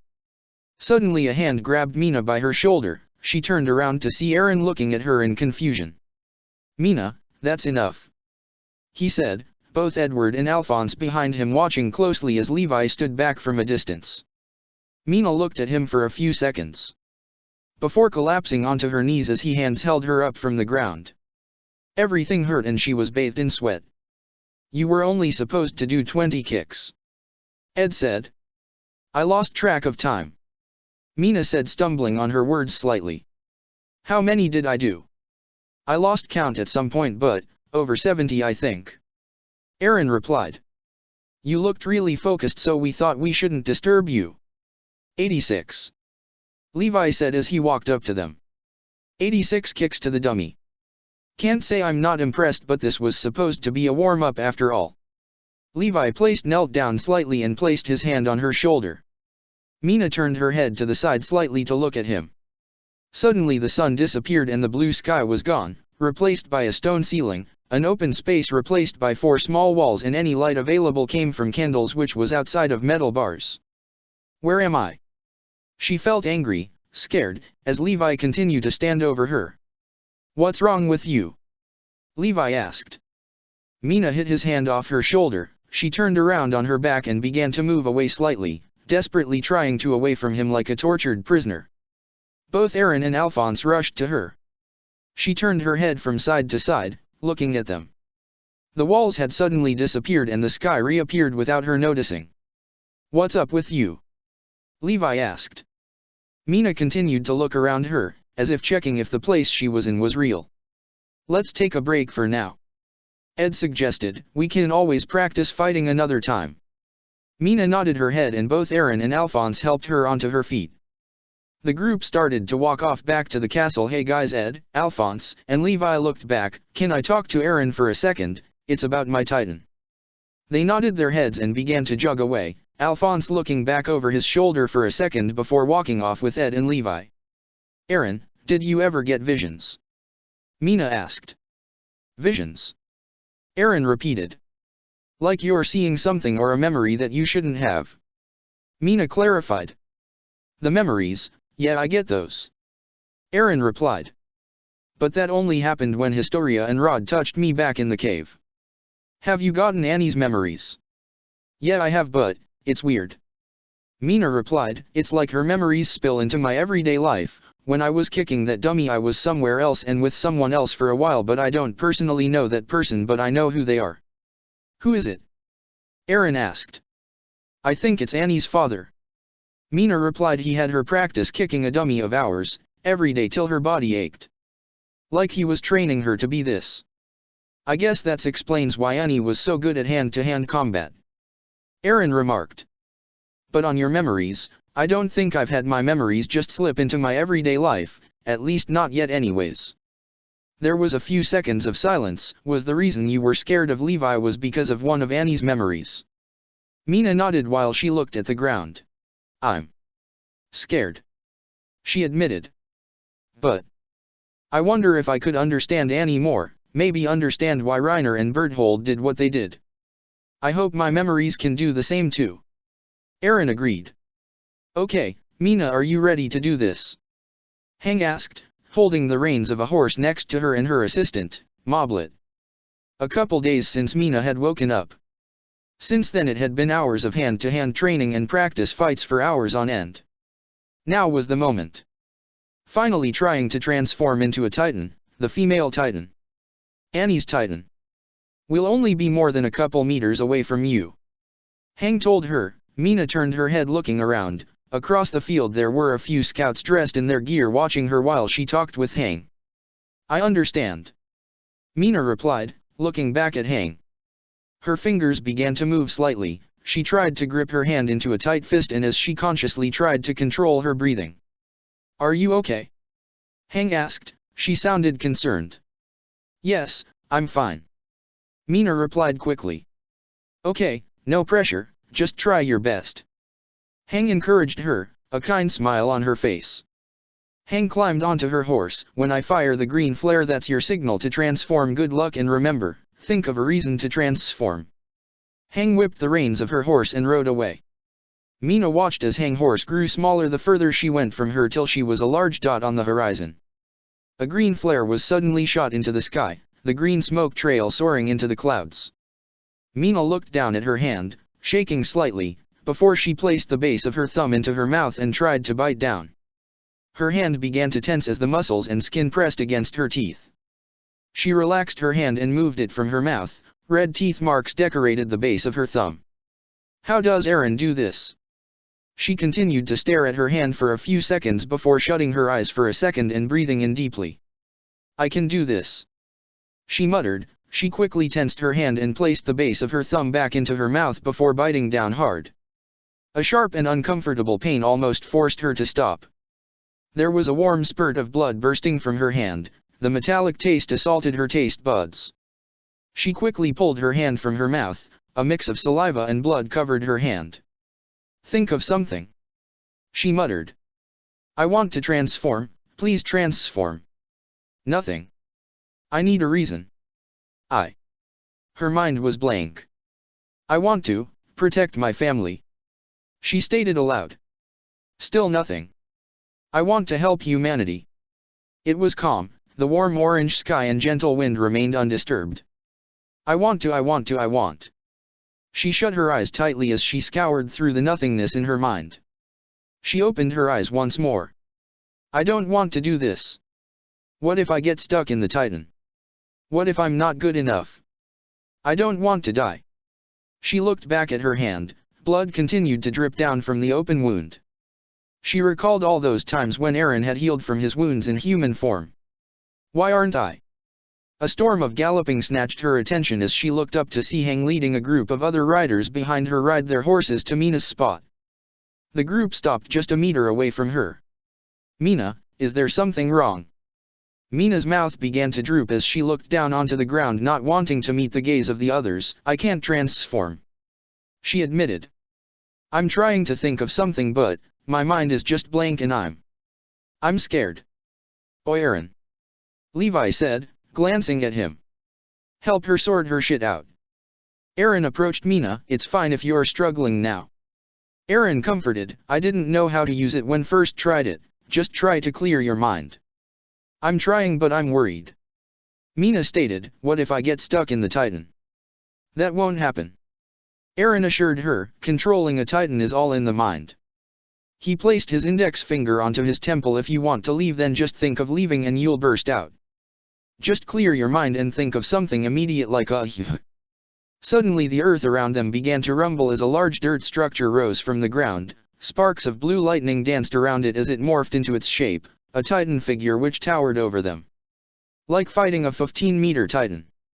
Ed smirked, sorry for listening in on you guys, just thought I could help. Like that. Eren said, pointing at the dummy Titan with his thumb. Mina then felt a hand grip her shoulder. She turned to see Alphonse. We all believe in you. He told her with a softness to his voice. Thank you. She said, nodding her head. She looked down at her hand once more, still dripping with blood. I'll try again. She stated aloud. Good, we'll be a bit closer this time. Hang informed her as the others climbed onto their horses. They whipped the reins of the horses as they galloped away before coming to halt only a couple meters away. Mina could see them all, climbing off their horses and turning to watch her. She could see them and their faces. Annie, you told me you fought just to see your father again. I don't know if I should be trying to protect the people I love or just humanity as a whole, but... She stared at her comrades for a few seconds, her eyes set on them. They trust me and I won't let any one of them down. She noticed yellow sparks begin to fly around her. It was like being surrounded by a festival of fireflies, all dancing around her. She gently shut her eyes as the sound of lightning roared above her in a warm orange sky. Hang couldn't lie, when she saw the bolt of thunder strike the ground as an explosion of bright yellow light and smoke consumed Mina, she was concerned, flinching slightly as she watched with a fixed stare and short breath. She turns her head from side to side, watching everyone's reactions. They all mirrored her own reactions. She turned to look back once more. As the smoke cleared, a tall figure was kneeling on the ground. The figure stretched its legs, and its head rose and its posture straightened. My God! Hang muttered as she stared at the Titan before her. She quickly fumbled for the flare gun in her hand, gripping the pistol and raising it in the air. A blue trail of smoke soared through the sky. Hang spotted the scouts scatter across the field slowly approach the female Titan. Let's go. She climbed back onto her horse, the others following her examples. She whipped the reins of her horse and galloped forward towards her. Stay on your guard. Hang advised. Hang pulled back the reins of her horse as the group stood just on the edge of its shadow. Hang gripped the reins of her horse tightly as she clenched her teeth. Mina. She yelled hesitantly. The Titan looked down towards her. Up close the Titan had marked differences to Annie's Titan. Its hair was black like Mina's rather than blonde, and slightly longer too. Its eyes were silver and the color of its skin and muscle was faded like a sickly version of its original color. Its nose was smaller and its face was a bit rounder. Can you understand me? The Titan nodded its head. Can you wave for us? Hang asked. The Titan waved its hand at them. She's done it. Hang began to smile, he. Then began manically laughing. Squad leader, please calm down. Moblet advised. Now do a backflip. Hang yelled enthusiastically. Squad leader, no. Moblet protested. I'm just joking. Hang assured him. She looked back up at Mina. Mina, you should be able to harden parts of your body. Focus on your hand and try to visualize the crystal hardening. Eren yelled. The female Titan clenched its fists. A sound like glass cracking echoed as a crystal-like surface covered her fingers, and the Titan presented them to the others. Good, now try it on the Titan dummy there. Hang instructed, pointing at the target. The female Titan turned around to the dummy. It swung its hand towards the dummy's face, shattering the statue's head as large chunks of dirt fell to the ground. Not bad. Levi remarked. Mina, come down. Hang instructed, waving her hand towards the Titan. The group circled round towards the back of the Titan. Mina knelt down. A burst of smoke from the neck followed by a loud hissing sound caught their attention as they watched Mina emerge from the neck. Hang took out the handle for her ODM gear and fired a cable at the nape near her. Eren followed her, firing his cable onto the other side. Hang hung off the side of the nape of the Titan with Eren as they met with Mina, still connected to the veins of the Titan. How are you feeling? Hang asked. They watched as Mina stared at the nerves which had fused to her hand, moving them slightly, and the long nerves which was connected to her eyes. "This is disgusting," she remarked. "How could you get used to this?" she asked, looking at Eren. "That part of being a Titan never bothered me," Eren replied. "Try and break out," Hang said. Mina then pulled herself free from the nerves with a wet snap as she broke off. Hang grabbed Mina by the side. "Okay, let's get down from here before your Titan dissolves." Hang propelled them down with Eren just following behind them as the Titan was beginning to emit a cloud of smoke. The three landed on the ground. Hang watched as Mina began to trace the outline. The marks looked similar to muscle outlines on her Titan. Erwin sat looking out the window in the Trost Scout headquarters, his finger pressed against his lips as his thumb held up his head. He shut his eyes for a few seconds. Sleep threatened to take him as the dawn peeked over the tall walls of Trost. He quickly sat up from his chair and rubbed his eyes.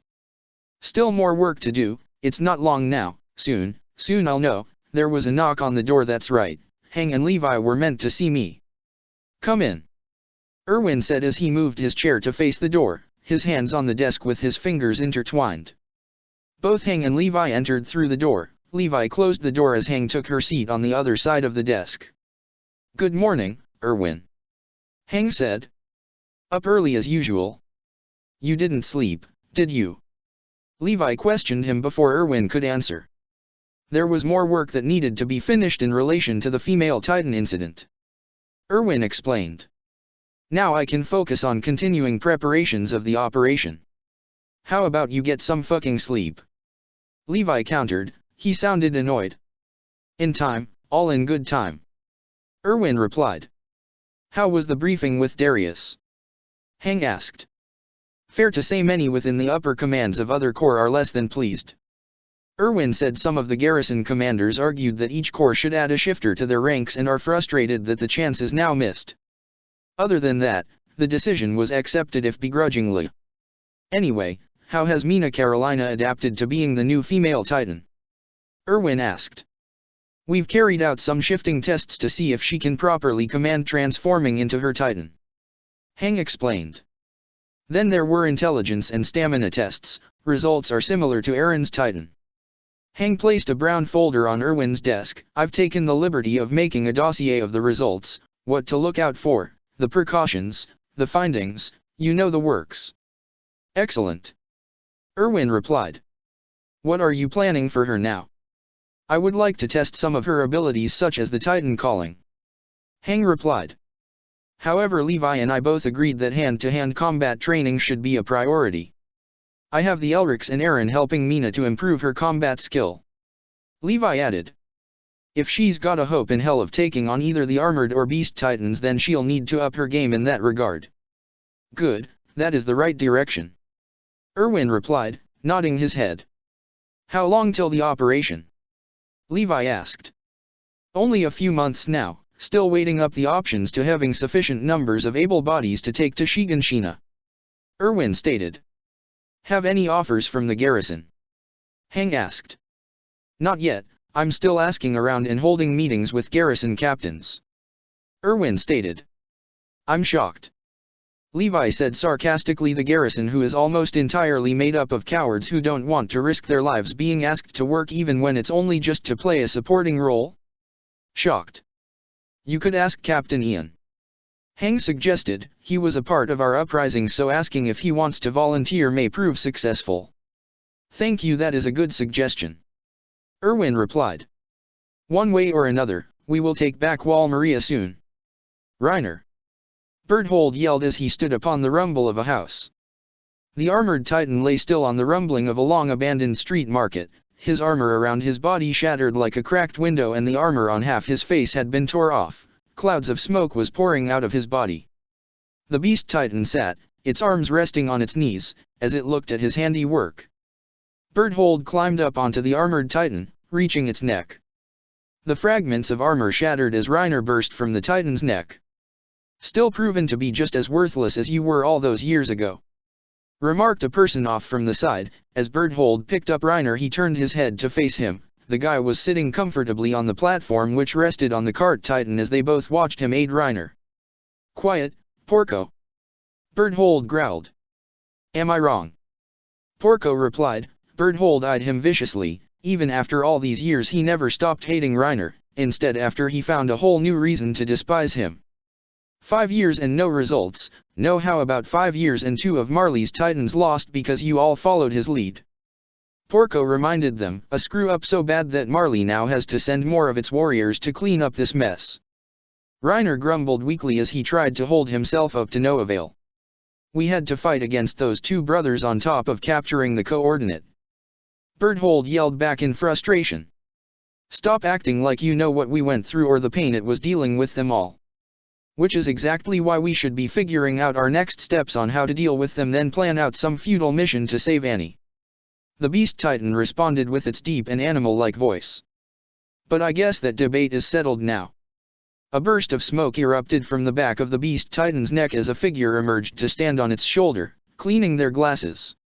If we're going to beat the Elrics and capture the coordinate, then all we need to do first is wait for them to come to us. Check the description for the links to the author.